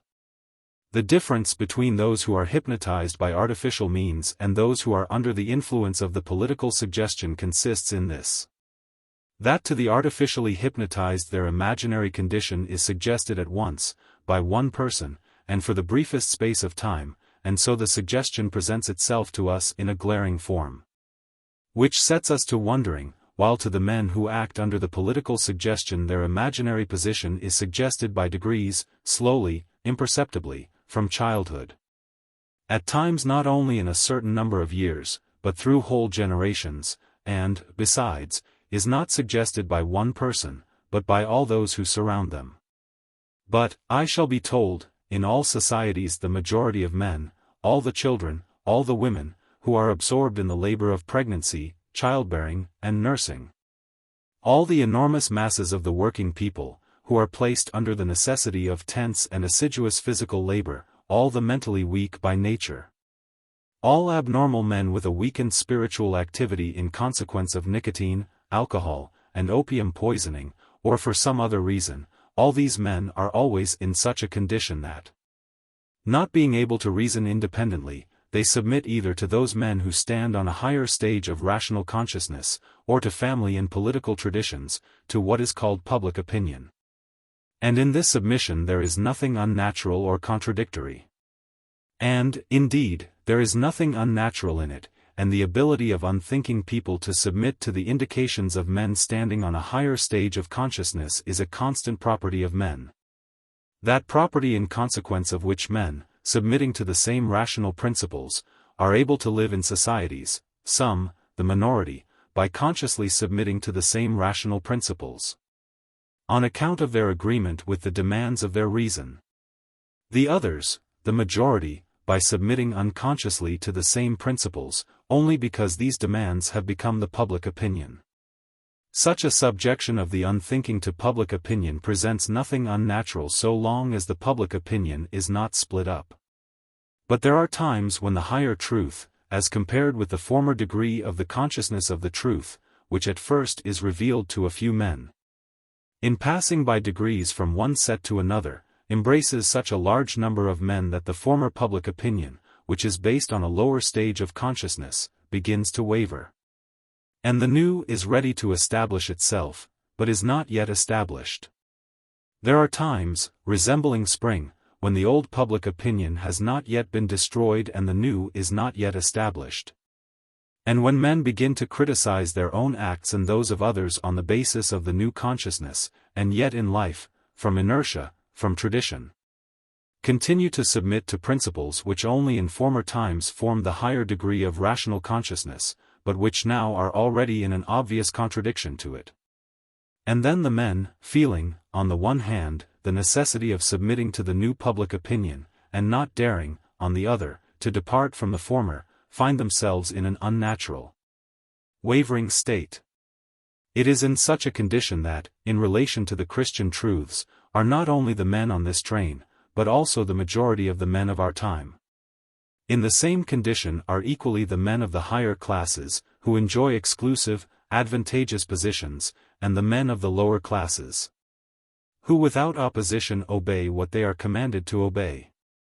Some, the men of the ruling classes, who no longer possess any rational explanation for the advantageous positions held by them, are put to the necessity, for the purpose of maintaining these positions, of suppressing in themselves the higher rational faculties of love and of impressing upon themselves the necessity for their exclusive position. The others, the lower classes, who are oppressed by labor and purposely stupefied, are in a constant state of suggestion, which is unflinchingly and constantly produced on them by the men of the higher classes.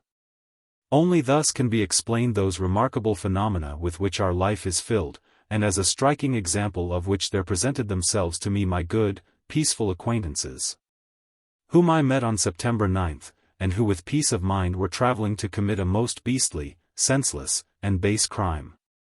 If the consciences of these men had not been in some way put to sleep, not one of them would be able to do 1/100th part of what they are getting ready to do, and, in all probability, will do. It cannot be said that they do not have the conscience which forbids them to do what they are about to do, as there was no such conscience in men 400, 300, 200. 100 years ago, when they burned people at the stake, tortured people, and flogged them to death. It exists in all these men, but it is put to sleep in them, in some, the ruling men, who are in exclusive, advantageous positions, by means of autosuggestion, as the psychologists call it. In the others, the executors, the soldiers by a direct, conscious suggestion, hypnotization, produced by the upper classes. The conscience is in these men put to sleep, but it exists in them, and through the autosuggestion and suggestion, which hold sway over them, it already speaks in them and may awaken any moment. All these men are in a condition resembling the one a hypnotized man would be in. If it were suggested to him and he were commanded to do an act which is contrary to everything which he considers rational and good, to kill his mother or child. The hypnotized man feels himself bound by the suggestion induced in him, and it seems to him that he cannot stop. At the same time, the nearer he comes to the time and the place of the commission of the crime, the stronger does the drowned voice of the conscience rise in him. And he begins to show more and more opposition and to writhe, and wants to wake up. And it is impossible to say in advance whether he will do the suggested act, or not, and what it is that will win, the rational consciousness or the irrational suggestion. Everything depends on the relative strength of the two. Precisely the same is now taking place in all the men on this train, and in general in all the men who in our time commit political acts of violence and exploit them. There was a time when men, who went out for the purpose of torturing and killing people, for the purpose of setting an example, did not return otherwise than having performed the act for which they had gone out, and, having performed the act, they were not tormented by repentance and doubt, but, having flogged men to death, calmly returned home to their family, and petted their children, jested, laughed, and abandoned themselves to quiet domestic pleasures. It did not then occur even to those who gained by these acts of violence, to the landed proprietors and the rich men, that the advantages which they enjoyed had any direct connection with these cruelties. But now it is not so. Men know already, or are very near to knowing, what they are doing, and for what purpose they are doing what they are doing. They may shut their eyes and cause their consciences to be inactive. But with eyes unshut and consciences unimpaired they, both those who commit the acts and those who gain by them, no longer can fail to see the significance which these acts have. It happens that men understand the significance of what they have done only after they have performed the act, or it happens that they understand it before the very act. Thus the men who had in charge the tortures in Nizhny Novgorod, Saratov, Orel, Yuzovsky plant, understood the significance of what they did only after the commission of the act. And now they are tormented with shame before public opinion and before their consciences. Both those who ordered the tortures and those who executed them are tormented. I have spoken with soldiers who have executed such acts, and they have always cautiously evaded all conversation about it. When they spoke, they did so with perplexity and terror. Cases happen when men come to their senses immediately before the commission of the act. Thus I know a case of a sergeant, who during a pacification was beaten by two peasants, and who reported accordingly, but who the next day, when he saw the tortures to which the peasants were subjected, begged the commander of the company to tear up the report and to discharge the peasants who had beaten him. I know a case when the soldiers, who were commanded to shoot some men, declined to obey, and I know many cases where the commanders refused to take charge of tortures and murders. Thus it happens that the men who establish violence and those who commit acts of violence at times come to their senses long before the commission of the act suggested to them. At others before the very act, and at others again after the act. The men who are traveling on this train have gone out to torture and kill their brothers, but not one of them knows whether he will do what he has set out to do, or not. No matter how hidden for each of them is the responsibility in this matter, no matter how strong the suggestion may be, in all these men, that they are not men, but governors, rural judges, officers, soldiers, and that, as such beings, they may violate their human obligations, the nearer they approach the place of their destination, the stronger will the doubt rise in them whether they should do what they have started out to do, and this doubt will reach the highest degree when they reach the very moment of the execution. The governor, in spite of all the intoxication of the surrounding circumstance, cannot help but reflect for a moment. When he has to give his last decisive command concerning the murder or the torture. He knows that the case of the governor of Oral provoked the indignation of the best men of society, and he himself, under the influence of the public opinion of those circles to which he belongs, has more than once expressed his disapproval of it. He knows that the prosecutor, who was to have gone with them, refused outright to take part in this business, because he considered it disgraceful. He knows also that changes may take place in the government at any time, and that in consequence of them that which was a desert today may tomorrow be the cause of disfavor. He knows, too, that there is a press, if not in Russia, at least abroad, which may describe this matter and so disgrace him for life. He already sensed that new public opinion which is making void what the former public opinion demanded. Besides, he cannot be absolutely sure that at the last moment the executors will obey him. He wavers, and it is impossible to foretell what he will do. The same thing, in a greater or lesser measure, is experienced by all the officials and officers who are traveling with him. They all know in the depth of their hearts that the deed which is to be done is disgraceful, that participation in it lowers and denies a man in the eyes of a few men, whose opinion they already value. They know that it is a shame to appear after the torture or murder of defenseless men in the presence of their fiancées or wives, whom they treat with a show of tenderness. Besides, like the governor, they are in doubt whether the soldiers are sure to obey them. And, no matter how unlike it is to the self-confident look with which all these ruling men now move in the station and up and down the platform, they all in the depth of their hearts suffer and even waver. It is for this very reason that they assume this confident tone, in order to conceal their inner wavering. And this sensation increases in proportion as they come nearer to the place of action. However imperceptible this may be, and however strange it may appear, all this mass of young soldiers, who seem so subservient, is in the same state. They are all of them no longer the soldiers of former days, men who have renounced their natural life of labor, and who have devoted their lives exclusively to dissipation, rapine, and murder. Like some Roman legionaries or the warriors of the 30 Years' War, or even the late soldiers of 25 years of service. They are, for the most part, men who have but lately been taken away from their families, all of them full of recollections of that good, natural, and sensible life from which they have been taken away. All these lads, who for the most part come from the country, know what business is taking them out on the train.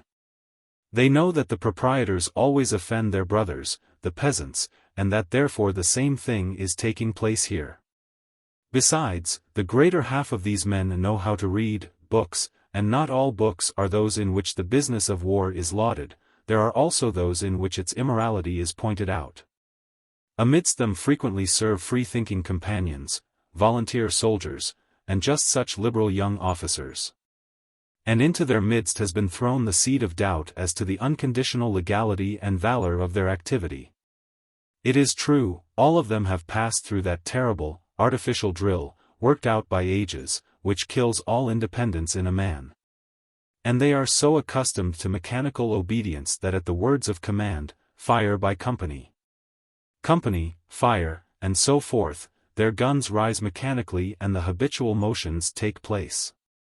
But fire will not mean now having fun while shooting at a target, but killing their tormented, offended fathers and brothers, who, here they are standing in crowds, with their women and children in the street, and shouting and waving their hands. Here they are, one of them, with a sparse beard, in a patched kaftan and in bast shoes, just like their own fathers at home in the government of Kazan or of Ryazan. Another, with a grey beard and stooping shoulders, carrying a large stick, just like their father's father, their grandfather. Another, a young lad in boots and red shirt, exactly as the soldier who is now to shoot at him was a year ago. And here is a woman in bast shoes and linen skirt, just like mother at home. Are they really going to shoot at them? God knows what each soldier will do during this last moment. One slightest indication as to its not being right, above all as to the possibility of not doing it, one such word, one hint, will be sufficient, in order to stop them. All men who are traveling on this train will, when they proceed to execute the deed for which they have set out, be in the same position in which a hypnotized person would be. Who has received the suggestion to chop a log, and, having walked up to what has been pointed out to him as a log and having raised the axe to strike, suddenly sees or is told that it is not a log, but his sleeping brother. He may perform the act suggested to him, and he may wake up before its performance. Even so all these men may awaken, or not.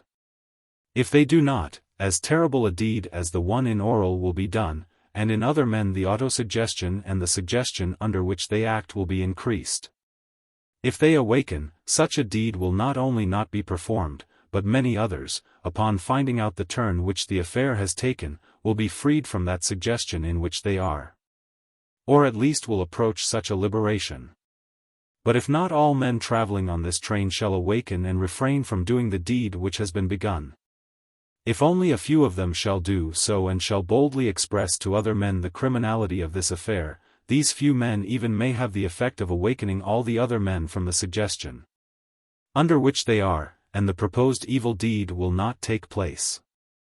More than that, if only a few men, who do not take part in this affair, but are only present at the preparations for the same, or who have heard of similar acts previously committed, will not remain indifferent, but will frankly and boldly express their disgust with the participants in these matters, and will point out to them their whole senselessness, cruelty, and criminality.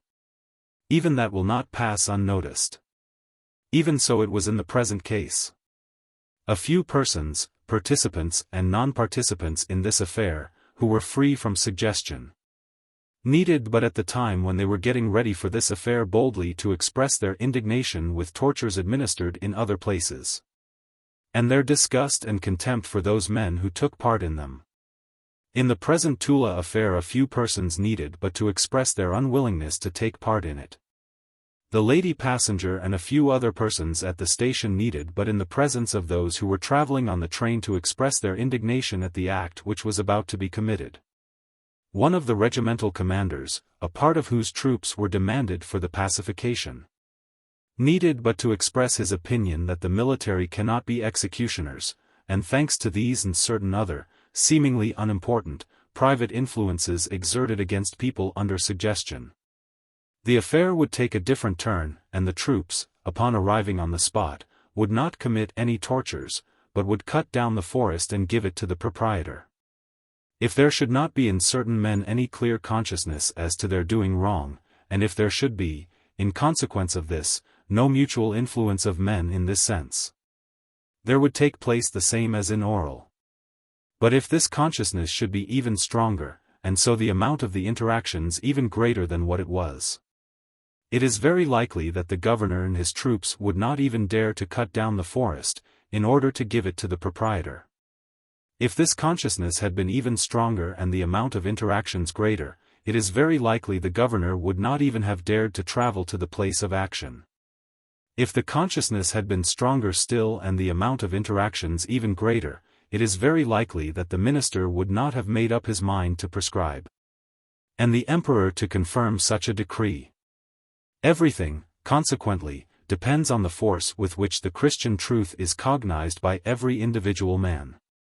And so, it would seem, the activity of all the men of our time, who assert that they wish to continue to the welfare of humanity, should be directed to the increase of the lucidity of the demands of the Christian truth. Chapter 4. But, strange to say, those very men, who in our time assert more than anyone else that they care for the amelioration of human life, and who are regarded as the leaders in public opinion, affirm that it is not necessary to do that, and that for the amelioration of the condition of men there exist other, more efficacious means.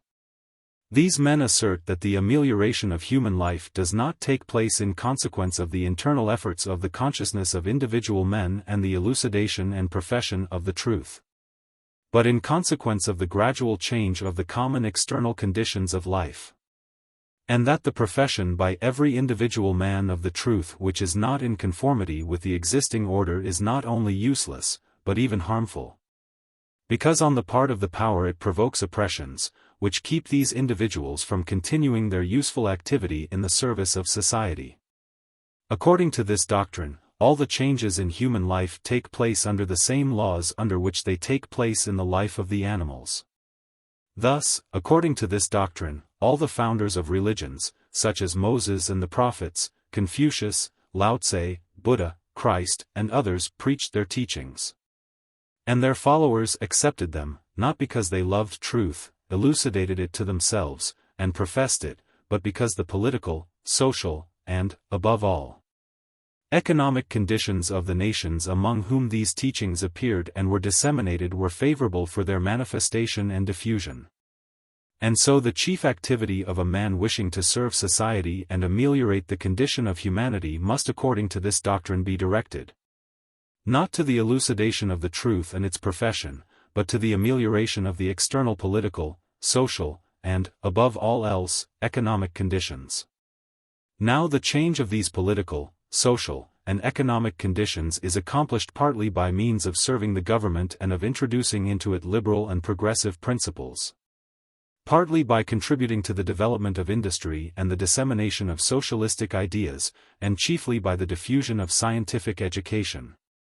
According to this teaching, it is not important for a man to profess in life the truth that has been revealed to him, and so inevitably be compelled to realize it in life, or at least not to do acts which are contrary to the professed truth. Not to serve the government and not to increase its power, if he considers this power to be deleterious, not to make use of the capitalistic structure, if he considers this structure to be irregular. Not to show any respect for various ceremonies, if he considers them to be a dangerous superstition, not to take part in the courts, if he considers their establishment to be false. Not to serve as a soldier, not to swear. In general, not to lie, not to act as a scoundrel, but, without changing the existing forms of life, and submitting to them, contrary to his opinion, he should introduce liberalism into the existing institutions. Cooperate with industry, the propaganda of socialism, the advancement of what is called the sciences, and the diffusion of culture. According to this theory, is it possible, though remaining a landed proprietor, a merchant, a manufacturer, a judge, an official, receiving a salary from the government, a soldier, an officer, to be, withal, not only a humane man, but even a socialist and revolutionist? Hypocrisy, which formerly used to have a religious foundation in the doctrine about the fall of the human race, about redemption, and about the Church, in this teaching received in our time a new scientific foundation, and so has caught in its net all those men who from the degree of their development can no longer fall back on the religious hypocrisy. Thus, if formerly only a man who professed the ecclesiastic religious doctrine could, considering himself with it pure from every sin, take part in all kinds of crimes committed by the government, and make use of them, so long as he at the same time fulfilled the external demands of his profession, now all men, who do not believe in the Church Christianity, have the same kind of a worldly scientific basis for recognizing themselves as pure, and even highly moral men, in spite of their participation in the evil deeds of the state and of their making use of them. There lives, not in Russia alone, but anywhere you please, in France, England, Germany, America, a rich landed proprietor, and for the right which he gives to certain people living on his land, to draw their sustenance from it, he fleeces these for the most part hungry people to their fullest extent. This man's right to the possession of the land is based on this, that at every attempt of the oppressed people at making use of the lands which he considers his own, without his consent, there arrive some troops which subject the men who have seized the lands to tortures and extermination. One would think that it is evident that a man who lives in this manner is an egotistical being and in no way can call himself a Christian or a liberal. It would seem to be obvious that the first thing such a man ought to do, if he only wants in some way to come near to Christianity or to liberalism, would be to stop plundering and ruining men by means of his right to the land, which is supported by murders and tortures practiced by the government. Thus it would be if there did not exist the metaphysics of hypocrisy, which says that from a religious point of view the possession or non-possession of the land is a matter of indifference as regards salvation. And that from the scientific point of view the renunciation of the ownership of land would be a useless personal effort. And that the cooperation with the good of men is not accomplished in this manner, but through the gradual change of external forms. And so this man, without the least compunction, and without any misgivings as to his being believed, arranges an agricultural exhibition, or a temperance society. Or through his wife and children sends jackets and soup to 3 old women, and in his family, in drawing-rooms, committees, the press. Boldly preaches the gospel or humane love of one's neighbor in general, and of that working agricultural class in particular which he constantly torments and oppresses. And the men who are in the same condition with him believe him, praise him, and with him solemnly discuss the questions as to what measures should be used for the amelioration of the condition of the working masses, on the spoliation of whom their life is based. Inventing for the purpose all kinds of means, except the one without which no amelioration of the people's condition is possible, of ceasing to take away from these people the land which is necessary for their maintenance. A most striking example of such hypocrisy is to be found in the measures taken last year by the Russian landed proprietors in the struggle with the famine, which they themselves had produced, and which they immediately set out to exploit, when they not only sold the corn at the highest possible price, but even sold to the freezing peasants as fuel the potato tops at 5 rubles per desiatina. Or there lives a merchant, whose whole commerce, like any commerce, is based on a series of rascalities, by means of which, exploiting the ignorance and need of men, articles are bought of them below their value, and, again exploiting the ignorance, need, and temptation of men, are sold back at prices above their value. It would seem to be obvious that a man whose activity is based on what in his own language is called rascality, so long as these same acts are performed under different conditions, ought to be ashamed of his position, and is by no means able, continuing to be a merchant, to represent himself as a Christian or a liberal. But the metaphysics of hypocrisy says to him that he may pass for a virtuous man, even though continuing his harmful activity. A religious man need only be believed, but a liberal has only to cooperate with the change of external conditions, the progress of industry.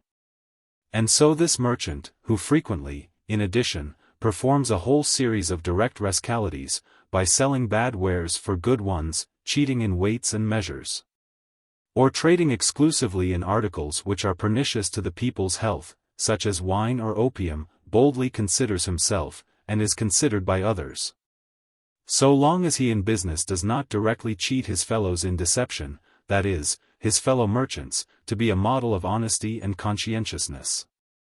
If he spends 1/1000th of the money stolen by him on some public institution, a hospital, a museum, an institution of learning, he is also regarded as a benefactor of those very people on the deception and corruption of whom all his fortune is based. But if he contributes part of his stolen money to a church and for the poor, he is regarded even as a model Christian. Or there lives a manufacturer, whose whole income consists of the pay which is taken away from the workmen, and whose whole activity is based on compulsory, unnatural labor, which ruins whole generations of men. It would seem to be obvious that first of all, if this man professes any Christian or liberal principles, he must stop ruining human lives for the sake of his profit.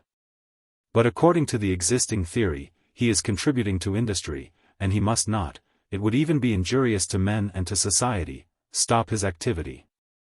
And here this man, the cruel slaveholder of thousands of men, building for those who have been crippled while working for him little houses with little gardens 5 feet square, and a savings bank, and a poorhouse, and a hospital, is fully convinced that in this way he has more than paid for all those physically and mentally ruined lives of men, for which he is responsible, and quietly continues his activity, of which he is proud.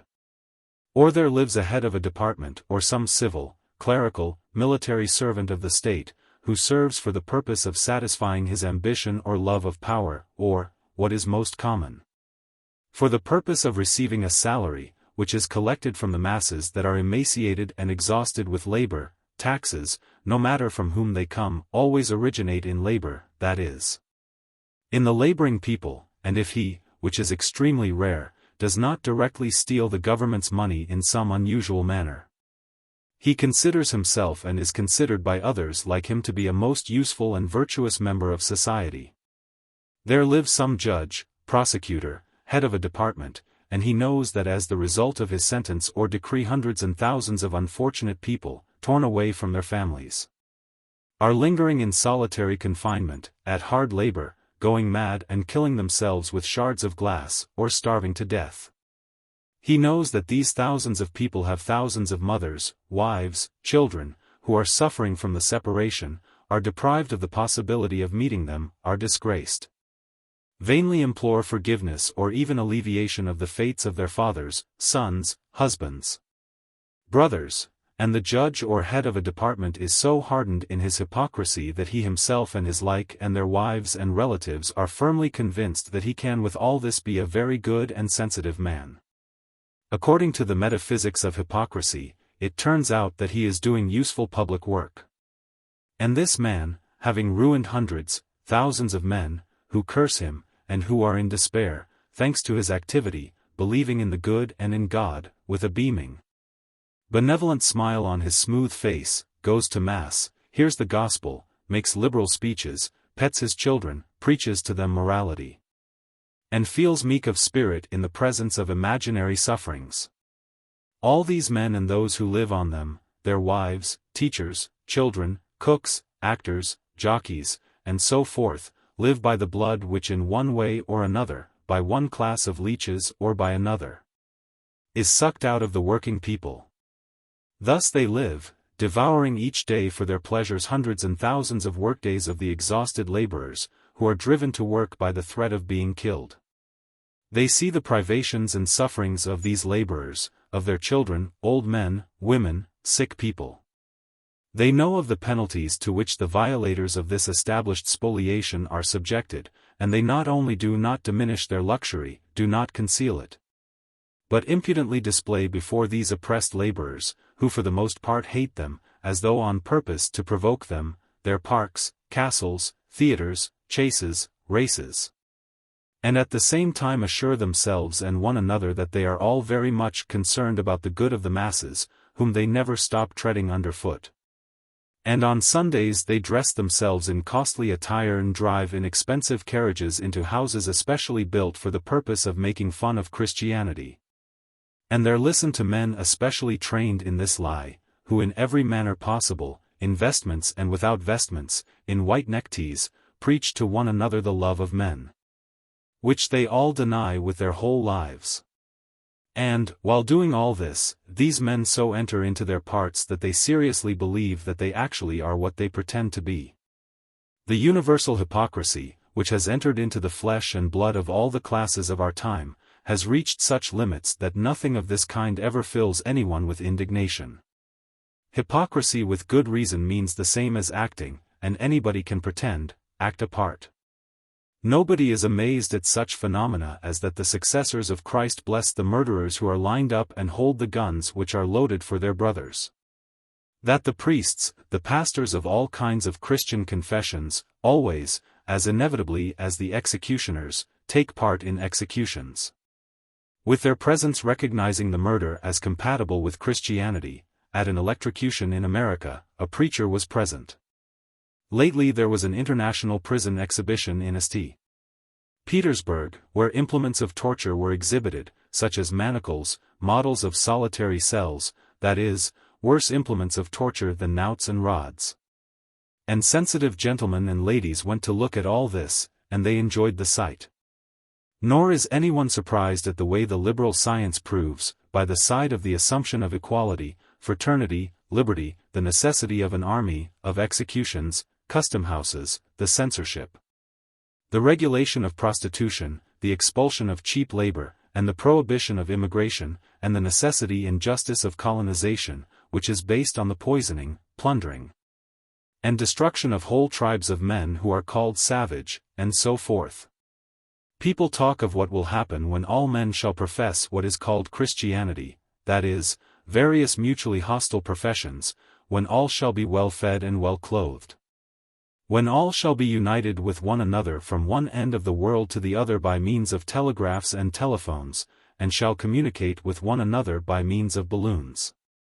When all the laborers shall be permeated with social teachings, and the labor unions shall have collected so many millions of members and of rubles. When all men shall be cultured, and all shall read the papers and know the sciences. But of what use or good can all these improvements be, if people shall not at the same time speak and do what they consider to be the truth?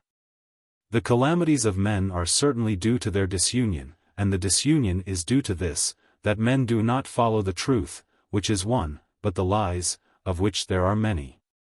The only means for the union of men into one is the union in truth, and so, the more sincerely men strive toward the truth, the nearer they are to this union. But how can men be united in truth, or even approach it, if they not only do not express the truth which they know, but even think that it is unnecessary to do so? And pretend that they consider to be the truth what they do not regard as the truth.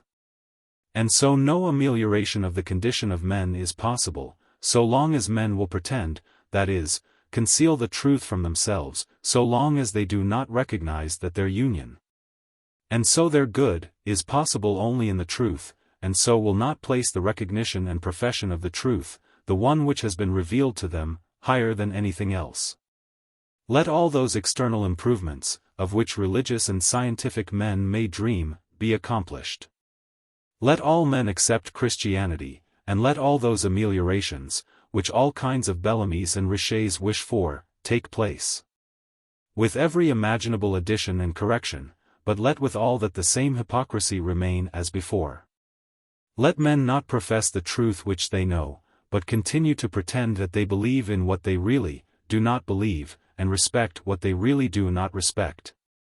And the condition of men will not only remain the same, but will even grow worse and worse. The more people shall have to eat, the more there shall be of telegraphs, telephones, books, newspapers, journals. The more means will there be for the dissemination of discordant lies and of hypocrisy, and the more will men be disunited and, therefore, wretched, as is indeed the case at present. Let all these external changes take place, and the condition of humanity will not improve. But let each man at once in his life, according to his strength, profess the truth, as he knows it, or let him at least not defend the untruth, which he does, giving it out as the truth. And there would at once, in this present year 1893, take place such changes in the direction of the emancipation of men and the establishment of truth upon earth as we do not dare even to dream of for centuries to come. For good reason Christ's only speech which is not meek, but reproachful and cruel, was directed to the hypocrites and against hypocrisy. What corrupts, angers, bestializes, and, therefore, disunites men, is not thieving, nor spoliation, nor murder, nor fornication, nor forgery, but the lie. That special lie of hypocrisy which in the consciousness of men destroys the distinction between good and evil, deprives them of the possibility of avoiding the evil and seeking the good. Deprives them of what forms the essence of the true human life, and so stands in the way of every perfection of men. Men who do not know the truth and who do evil, awakening in others a sympathetic feeling for their victims and a contempt for their acts, do evil only to those whom they injure. But the men who know the truth and do the evil, which is concealed under hypocrisy, do evil to themselves and to those whom they injure, and to thousands of others who are offended by the lie with which they attempt to conceal the evil done by them. Thieves, plunderers, murderers, cheats, who commit acts that are recognized as evil by themselves and by all men, serve as an example of what ought not to be done, and deter men from evil. But the men who commit the same act of thieving, plundering, torturing, killing, mantling themselves with religious and scientific liberal justifications, as is done by all landed proprietors, merchants, manufacturers, and all kinds of servants of the government of our time, invite others to emulate their acts, and do evil, not only to those who suffer from it, but also to thousands and millions of men, whom they corrupt, by destroying for these men the difference between good and evil. One fortune acquired by the trade in articles necessary for the masses or by corrupting the people, or by financial speculation, or by the acquisition of cheap land, which later grows more expensive on account of the popular want, or by the establishment of plants ruining the health and the life of men, or by civil or military service to the state, or by any means which pamper to the vices of men, a fortune gained by such means, not only with the consent, but even with the approval of the leaders of society, corrupts people incomparably more than millions of thefts, rascalities, plunderings, which are committed outside the forms recognized by law and subject to criminal prosecution. One execution, which is performed by well-to-do, cultured men, not under the influence of passion, but with the approval and cooperation of Christian pastors, and presented as something necessary, corrupts and bestializes men more than hundreds and thousands of murders, committed by uncultured laboring men, especially under the incitement of passion. An execution, such as Zhukovsky proposed to arrange, when men, as Zhukovsky assumed, would even experience a religious feeling of meekness of spirit, would be the most corrupting action that can be imagined. See Volume 6 of Zhukovsky's Complete Works. Every war, however short its duration, with its usual accompanying losses, destruction of the crops, thieving, admissible debauchery, looting, murders, with the invented justifications of its necessity and its justice, with the exaltation and eulogizing of military exploits, of love of flag and country, with the hypocritical cares for the wounded, and so forth, corrupts in 1 year more than do millions of robberies, arsons, murders, committed in the course of hundreds of years by individual men under the influence of the passions. One luxurious life, running temperately within the limits of decency, on the part of one respectable, so-called virtuous, family, which, none the less, spends on itself the products of as many laboring days as would suffice for the support of thousands of people living in misery side by side with this family, corrupts people more than do thousands of monstrous orgies of coarse merchants, officers, laboring men, who abandon themselves to drunkenness and debauchery, who for fun break mirrors, dishes, and so forth. One solemn procession, Te Deum, or sermon from the ambo or pulpit, dealing with a lie in which the preachers themselves do not believe, produces incomparably more evil than do thousands of forgeries and adulterations of food, and so forth.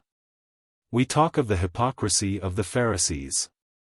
But the hypocrisy of the men of our time far surpasses the comparatively innocent hypocrisy of the Pharisees. They had at least an external religious law, in the fulfillment of which they could overlook their obligations in relation to their neighbors, and, besides, these obligations were at that time not yet clearly pointed out. In our time, in the first place, there is no such religious law which frees men from their obligations to their neighbors. To all their neighbors without exception, I do not count those coarse and stupid men who even now think that sacraments or the decision of the Pope can absolve one from sins. On the contrary, that gospel law, which we all profess in one way or another, directly points out these obligations, and besides these obligations, which at that time were expressed in dim words by only a few prophets, are now expressed so clearly that they have become truisms, which are repeated by gymnasiasts and writers of feuilletons. And so the men of our time, it would seem, cannot possibly pretend that they do not know these their obligations.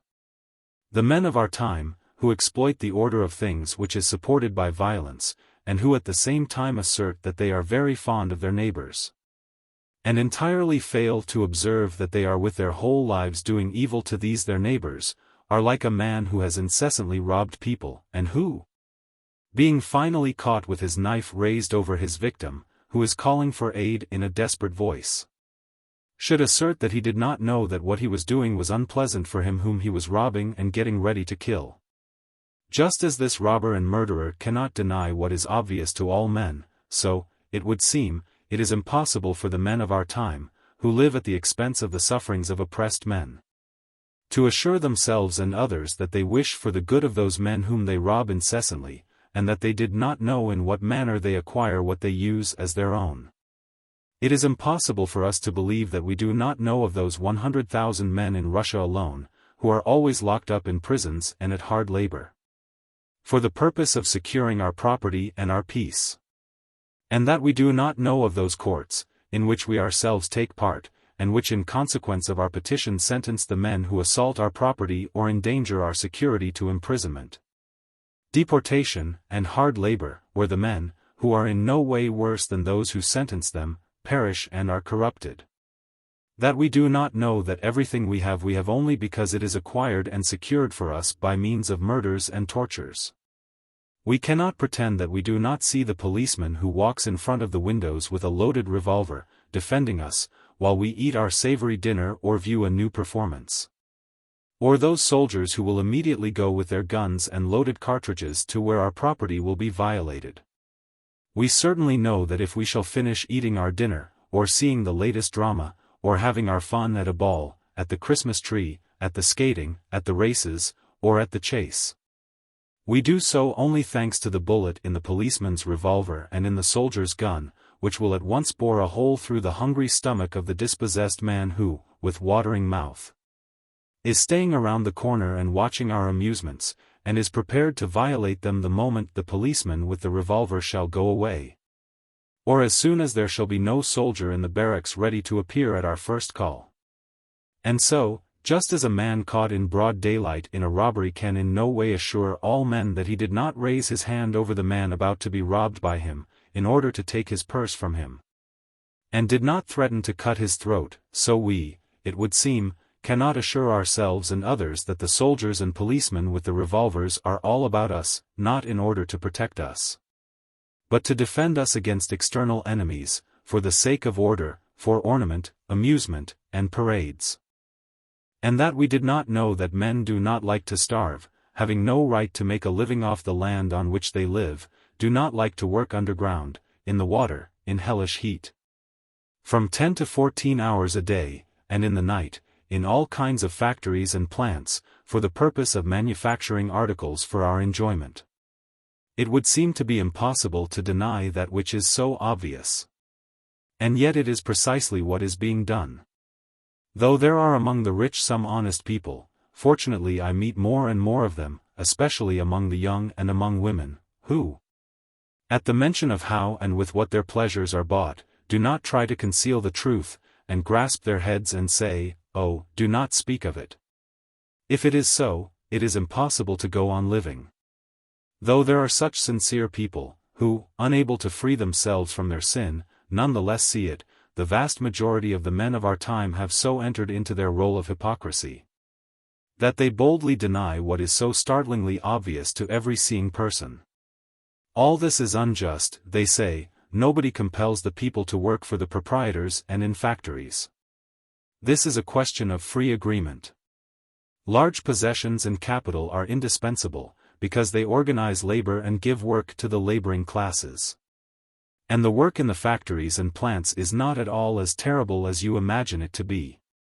If there are some abuses in the factories, the government and society will see to it that they be removed and that the work be made still more easy and even more agreeable for the laborers.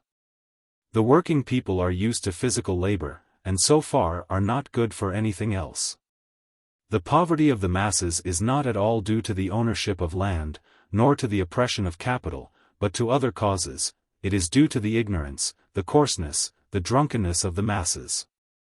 We, the men of state, who are counteracting this impoverishment by wise enactments, and we, the capitalists, who are counteracting it by the dissemination of useful inventions, we, the clergy, by religious instruction, and we, the liberals, by the establishment of labor unions, the increase and diffusion of knowledge, in this manner, without changing our position, increase the welfare of the masses. We do not want all men to be poor, like the poor, but want them to be rich, like the rich. The statement that men are tortured and killed to compel them to work for the rich is nothing but sophistry. Troops are sent out against the masses only when they, misunderstanding their advantages, become riotous and disturb the peace, which is necessary for the common good. Just as much do we need the curbing of malefactors, for whom are intended the prisons, gallows, and hard labor.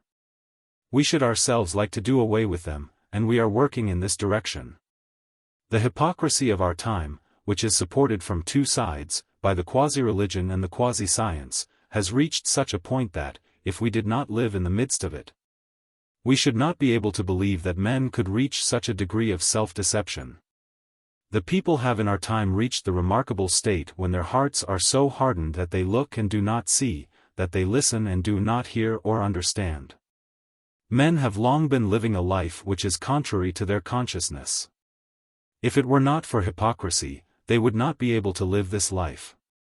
This order of life, which is contrary to their consciousness, is continued only because it is hidden under hypocrisy. The more the distance is growing between reality and the consciousness of men, the more does hypocrisy expand, but there are limits even to hypocrisy. And it seems to me that in our time we have reached that limit. Every man of our time, with the Christian consciousness, which is involuntarily acquired by him, finds himself in a situation which is exactly like that of a sleeping man, who sees in his sleep that he must do what he knows even in his sleep is not right for him to do. He knows this in the very depth of his heart, and yet, as though unable to change his position, he cannot stop and cease doing what he knows he ought not to do. And, as happens in sleep, his condition, becoming more and more agonizing, finally reaches the utmost degree of tension, and then he begins to doubt the reality of what presents itself to him. And he makes an effort of consciousness, in order to break the spell that holds him fettered.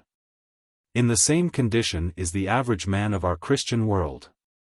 He feels that everything which is done by himself and about him is something insipid, monstrous, impossible, and contrary to his consciousness. That this condition is becoming more and more agonizing, and has reached the utmost limit of tension.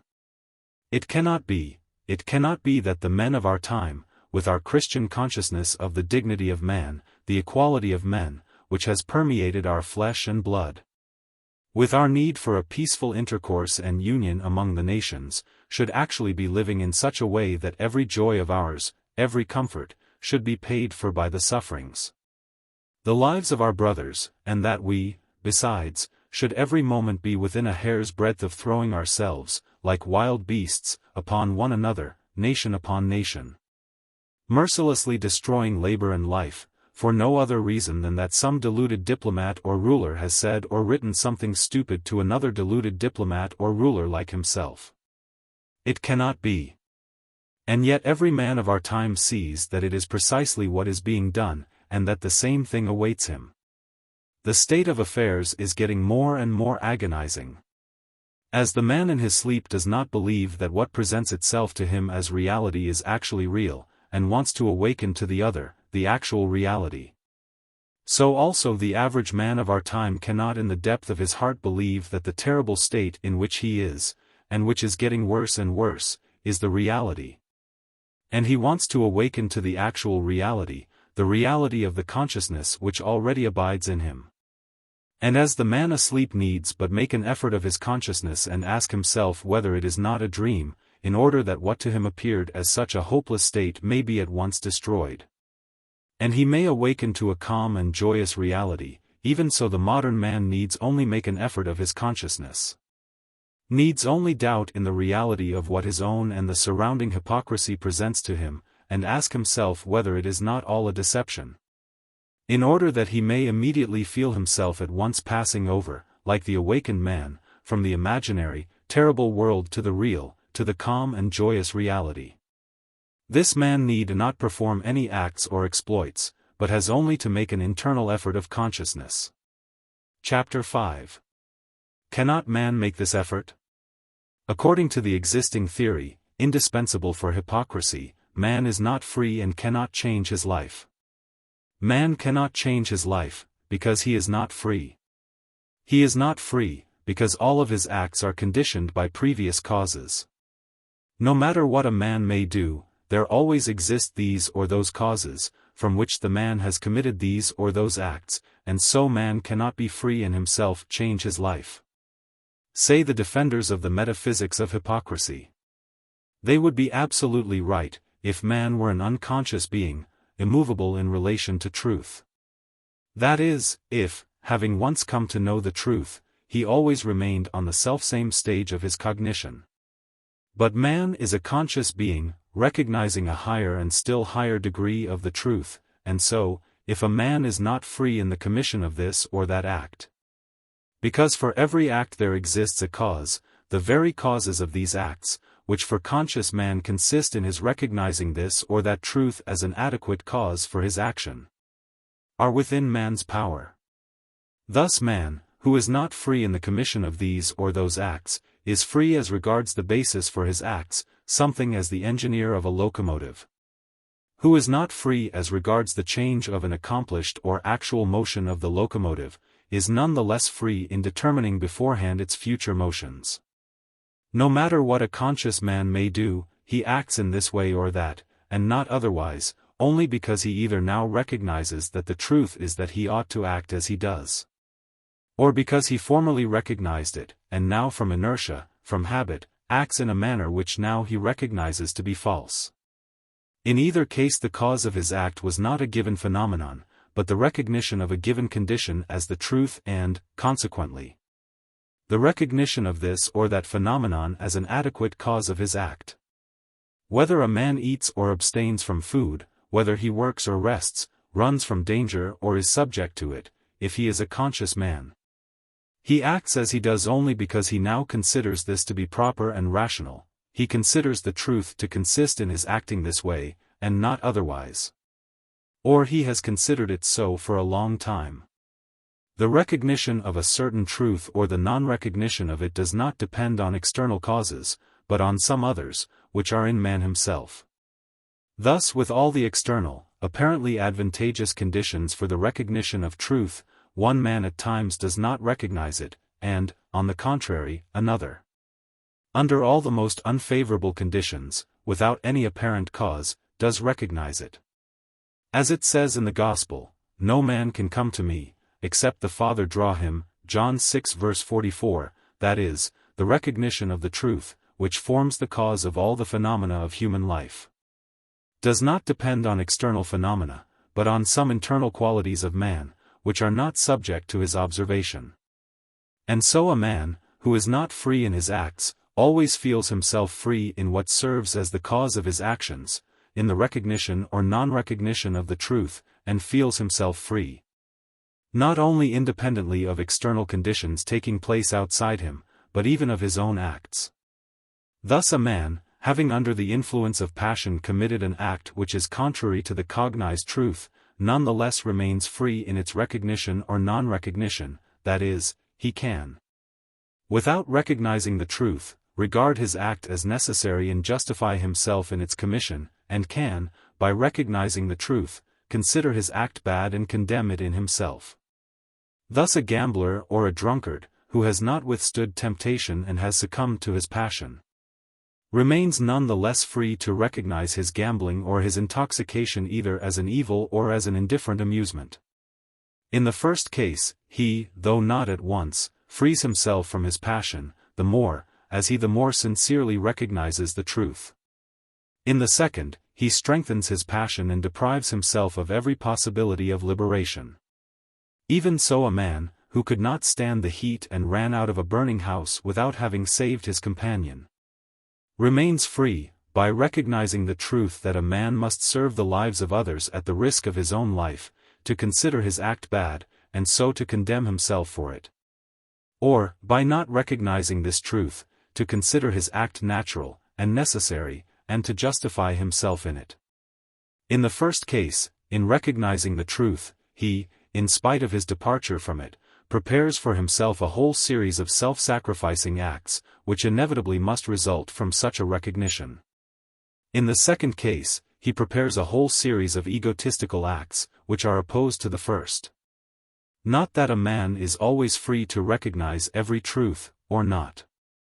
There are truths which have long ago been recognized by a man himself or have been transmitted to him by education and tradition, and have been taken by him on faith, the execution of which has become to him a habit, a second nature. And there are truths which present themselves to him indistinctly, in the distance. A man is equally unfree in the non-recognition of the first and the recognition of the second. But there is a third class of truths, which have not yet become for man an unconscious motive for his activity, but which at the same time have already revealed themselves to him with such lucidity that he cannot evade them, and must inevitably take up this or that relation to them. by recognizing or not recognizing them. It is in relation to these same truths that man's freedom is manifested. Every man finds himself in his life in relation to truth in the position of a wanderer who walks in the dark by the light of a lantern moving in front of him. He does not see what is not yet illuminated by the lantern, nor what he has passed over and what is again enveloped in darkness, and it is not in his power to change his relation to either. But he sees, no matter on what part of the path he may stand, what is illuminated by the lantern, and it is always in his power to select one side of the road on which he is moving, or the other. For every man there always are truths, invisible to him, which have not yet been revealed to his mental vision. There are other truths, already outlived, forgotten, and made his own. And there are certain truths which have arisen before him in the light of his reason and which demand his recognition. It is in the recognition or non-recognition of these truths that there is manifested what we cognize as our freedom. The whole difficulty and seeming insolubility of the question about man's freedom is due to this, that the men who decide this question present man to themselves as immovable in relation to truth. Man is unquestionably not free, if we represent him to ourselves as immovable, if we forget that the life of man and of humanity is only a constant motion from darkness to the light. From the lower stage of the truth to the higher, from a truth which is mixed with errors to a truth which is more free from them. Man would not be free, if he did not know any truth, and he would not be free and would not even have any idea about freedom, if the whole truth, which is to guide him in his life, were revealed to him in all its purity, without any admixture of errors. But man is not immovable in relation to truth, and every individual man, as also all humanity, in proportion to its movement in life, constantly cognizes a greater and ever greater degree of the truth, and is more and more freed from error. Therefore men always are in a threefold relation to truth. One set of truths has been so acquired by them that these truths have become unconscious causes of their actions. Others have only begun to be revealed to them, and the third, though not yet made their own, are revealed to them with such a degree of lucidity that inevitably, in one way or another, they must take up some stand in relation to them, must recognize them, or not. It is in the recognition or non-recognition of these truths that man is free. Man's freedom does not consist in this, that he can, independently of the course of his life and of causes already existing and acting upon him, commit arbitrary acts, but in this, that he can, by recognizing the truth revealed to him and by professing it, become a free and joyous performer of the eternal and infinite act performed by God or the life of the world, and can, by not recognizing the truth, become its slave and be forcibly and painfully drawn in a direction which he does not wish to take. Truth not only indicates the path of human life, but also reveals that one path, on which human life can proceed. And so all men will inevitably, freely or not freely, walk on the path of life, some, by naturally doing the work of life destined for them, others, by involuntarily submitting to the law of life. Man's freedom is in this choice. Such a freedom, within such narrow limits, seems to men to be so insignificant that they do not notice it. Some, the determinists, consider this portion of freedom to be so small that they do not recognize it at all. Others, the defenders of complete freedom, having in view their imaginary freedom, neglect this seemingly insignificant degree of freedom. The freedom which is contained between the limits of the ignorance of the truth and of the recognition of a certain degree of it does not seem to men to be any freedom, the more so since, whether a man wants to recognize the truth which is revealed to him or not, he inevitably will be compelled to fulfill it in life. A horse that is hitched with others to a wagon is not free not to walk in front of the wagon. And if it will not draw, the wagon will strike its legs, and it will go whither the wagon goes, and will pull it involuntarily. But, in spite of this limited freedom, it is free itself to pull the wagon or be dragged along by it. The same is true of man. Whether this freedom is great or not, in comparison with that fantastic freedom which we should like to have, this freedom unquestionably exists, and this freedom is freedom. And in this freedom is contained the good which is accessible to man. Not only does this freedom give the good to men, but it is also the one means for the accomplishment of the work which is done by the life of the world.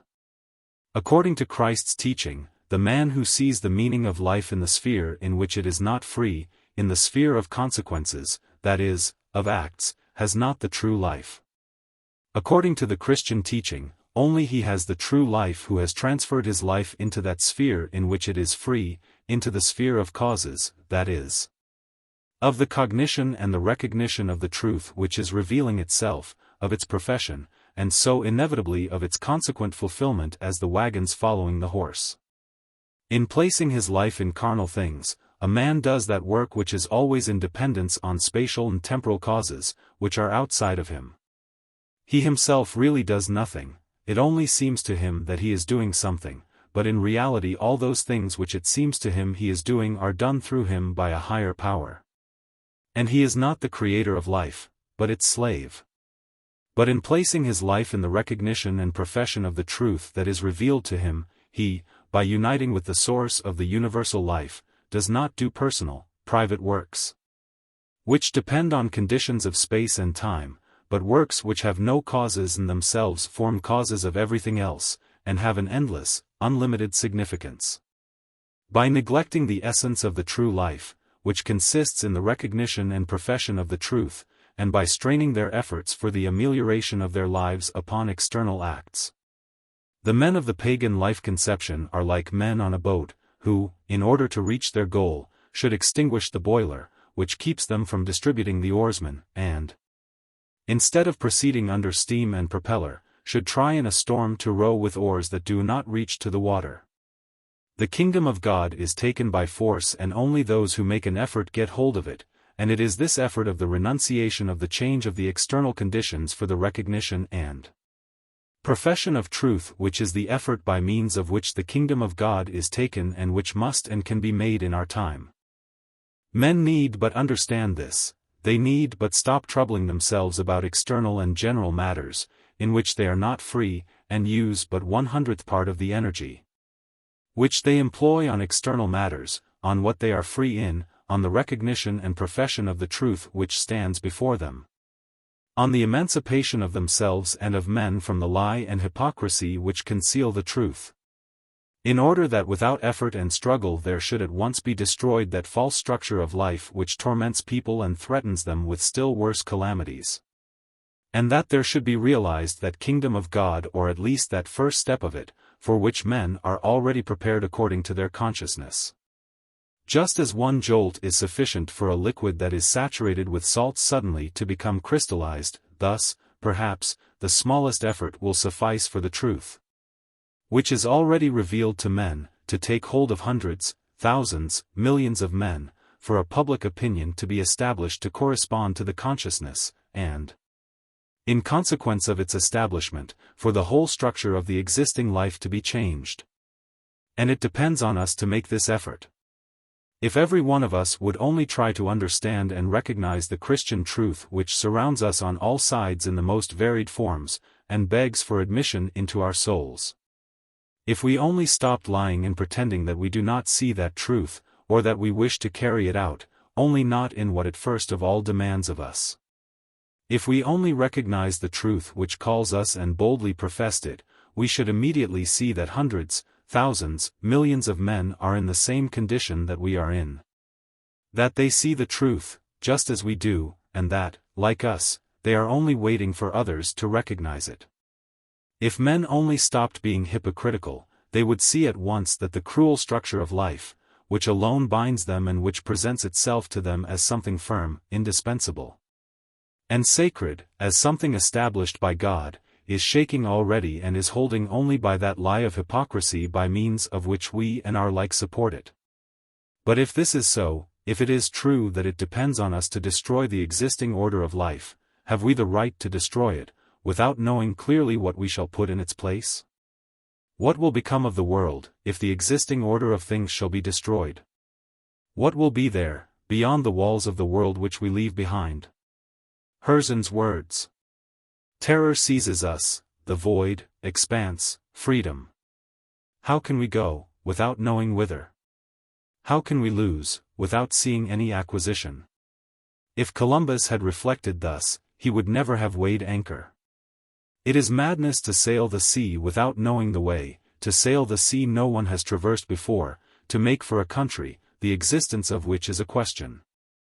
With this madness he discovered a new world. Of course, if the nations could move from one Hotel Garni into another, a better one, it would be easier, but unfortunately there is no one to arrange the new quarters. In the future it is worse than on the sea, there is nothing, it will be what circumstances and men make it. If you are satisfied with the old world, try to preserve it, it is very decrepit and will not last long. But if it is unbearable for you to live in an eternal discord between convictions and life, to think one thing and do another, come out from under the whited medieval vaults at your risk. I know full well that this is not easy. It is not a trifling matter to part from everything a man is accustomed to from the day of his birth, with what he has grown up with from childhood. Men are prepared for terrible sacrifices, but not for those which the new life demands of them. Are they prepared to sacrifice modern civilization, their manner of life, their religion, the accepted conventional morality? Are they prepared to be deprived of all the fruits which have been worked out with such efforts, of the fruits we have been boasting of for 3 centuries? To be deprived of all the comforts and charms of our existence, to prefer wild youth to cultured debility? To break up their inherited palace from the mere pleasure of taking part in laying the foundation for the new house, which will, no doubt, be built after us? Herzen, Volume 5, page 55. Thus spoke almost half a century ago a Russian author, who with his penetrating mind even at that time saw very clearly what now is seen by the least reflecting man of our time, the impossibility of continuing life on its former foundations, and the necessity for establishing some new forms of life. From the simplest, lowest, worldly point of view it is already clear that it is madness to remain under the vault of a building, which does not sustain its weight, and that it is necessary to leave it.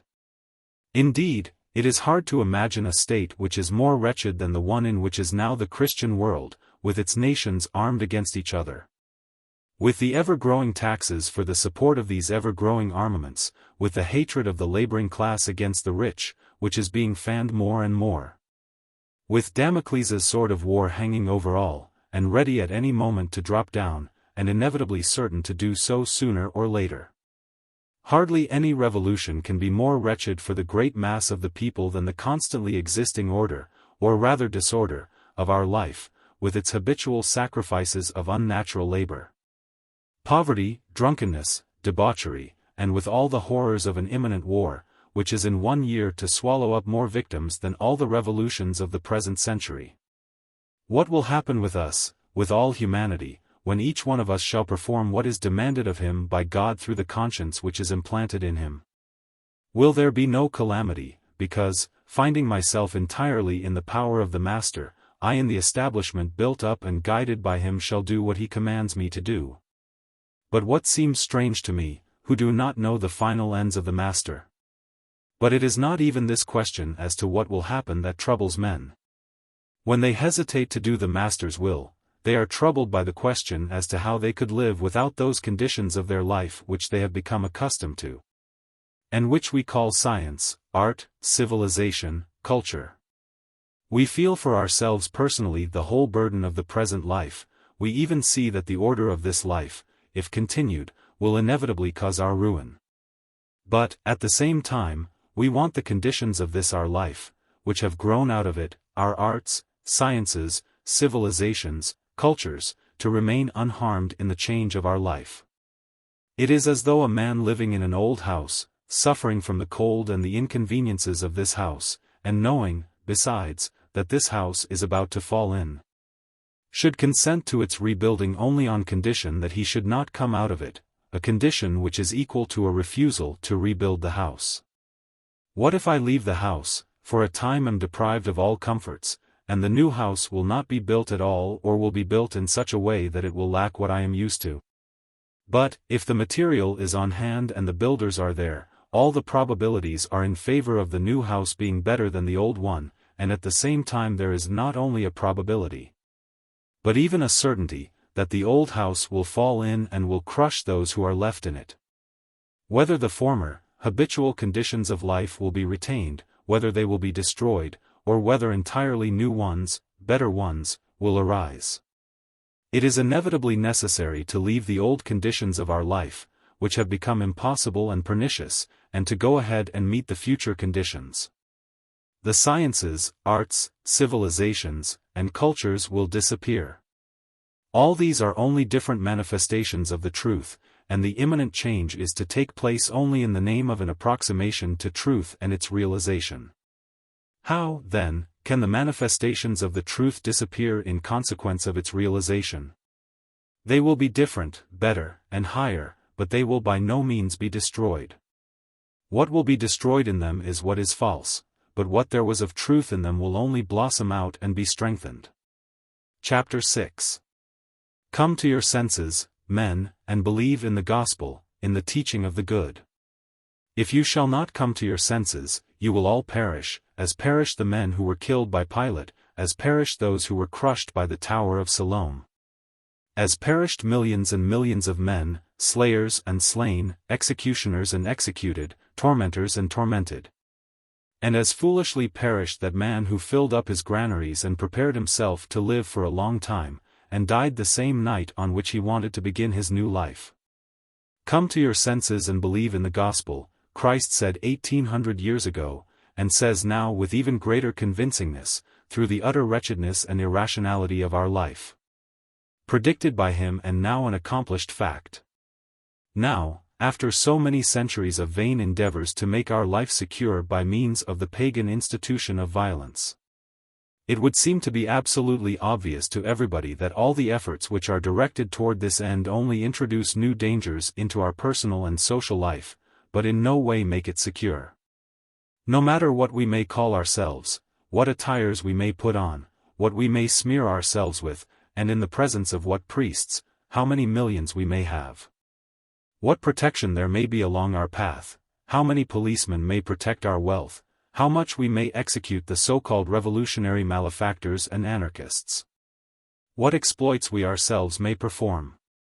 What kingdoms we may found, and what fortresses and towers we may erect, from that of Babel to that of Eiffel, we are all of us at all times confronted by two inevitable conditions of our life, which destroy its whole meaning. 1.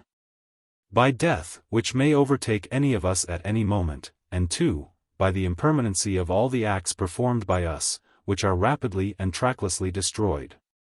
No matter what we may do, whether we found kingdoms, build palaces, erect monuments, compose poems, it is but for a short time, and everything passes, without leaving a trace.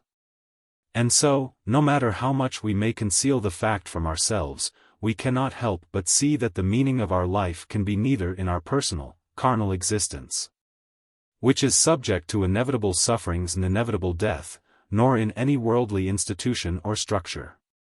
Whoever you, the reader of these lines, may be, think of your condition and of your duties, not of the condition of landowner, merchant, judge, emperor, president, minister, priest, soldier, which people temporarily ascribe to you, nor of those imaginary duties, which these positions impose upon you, but of that real, eternal condition of existence, which by somebody's will after a whole eternity of non-existence has issued forth from unconsciousness, and at any moment by somebody's will may return to where you come from.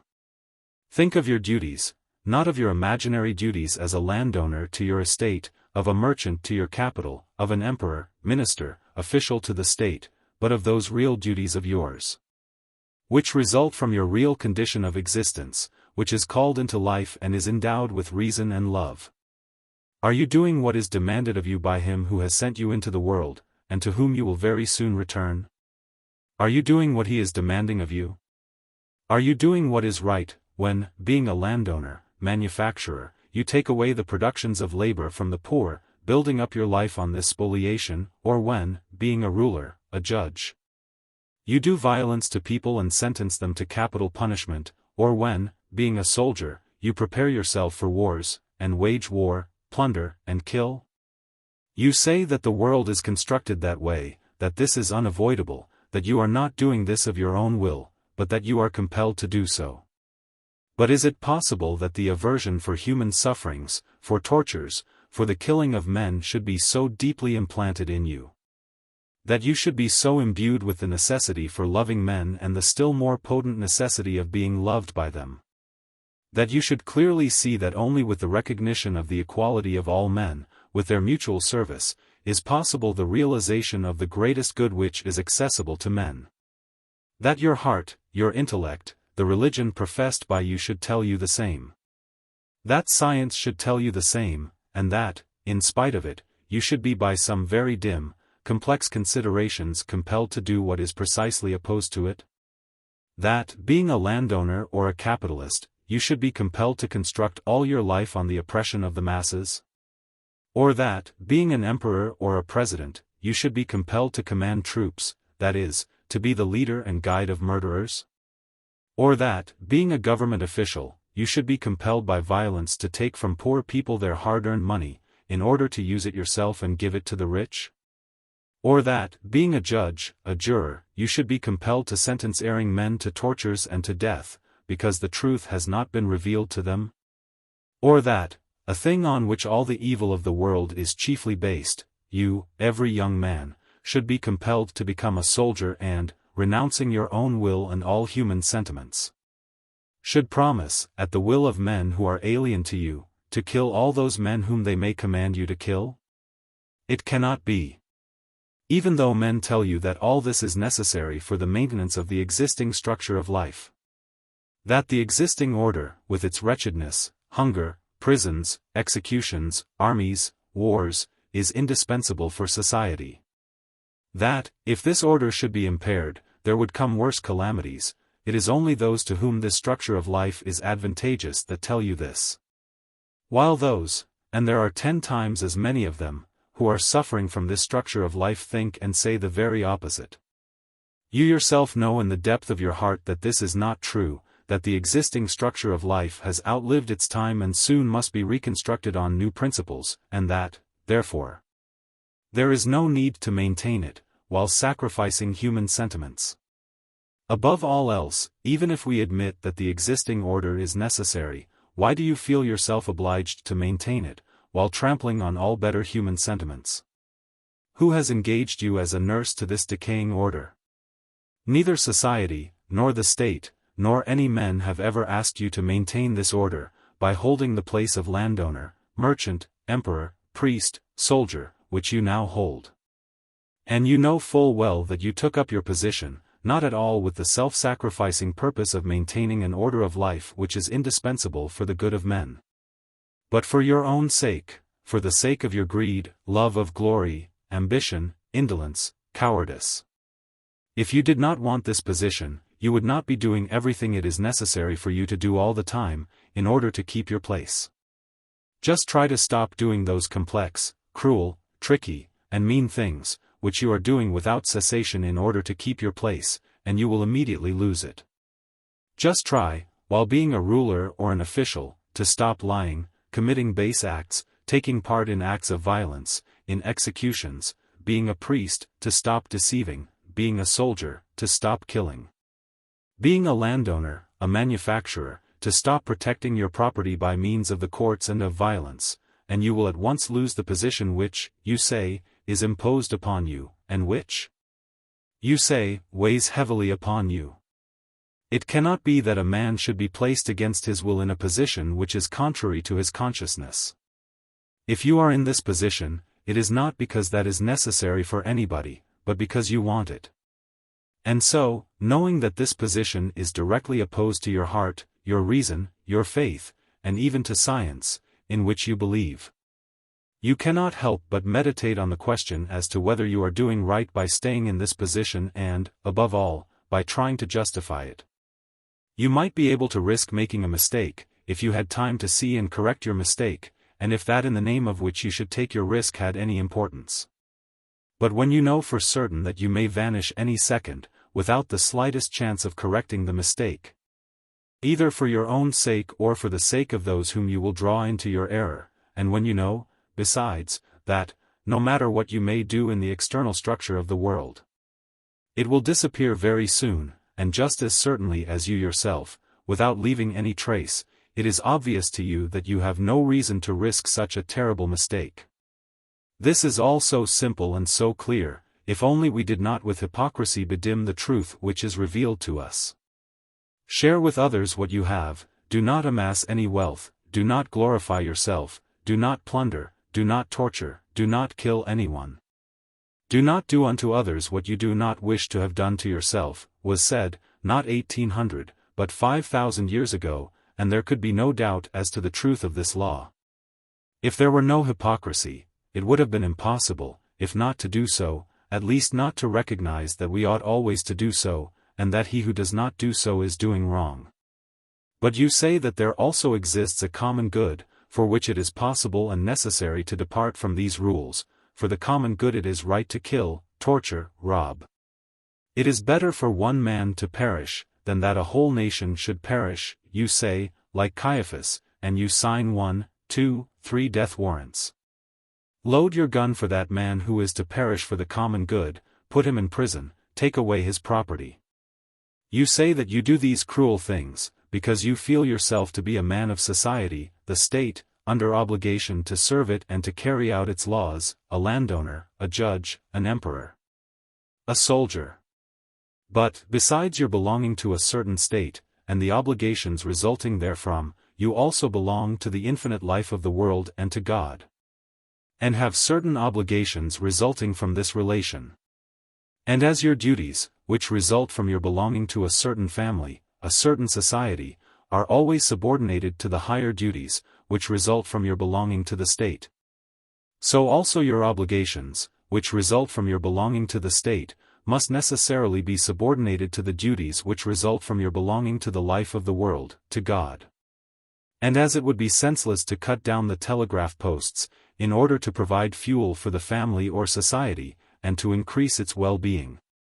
Because this would violate the laws which preserve the good of the state, so it would be senseless, for the purpose of making the state secure and increasing its well-being, to torture, execute, kill a man, because this violates the unquestionable laws which preserve the good of the world.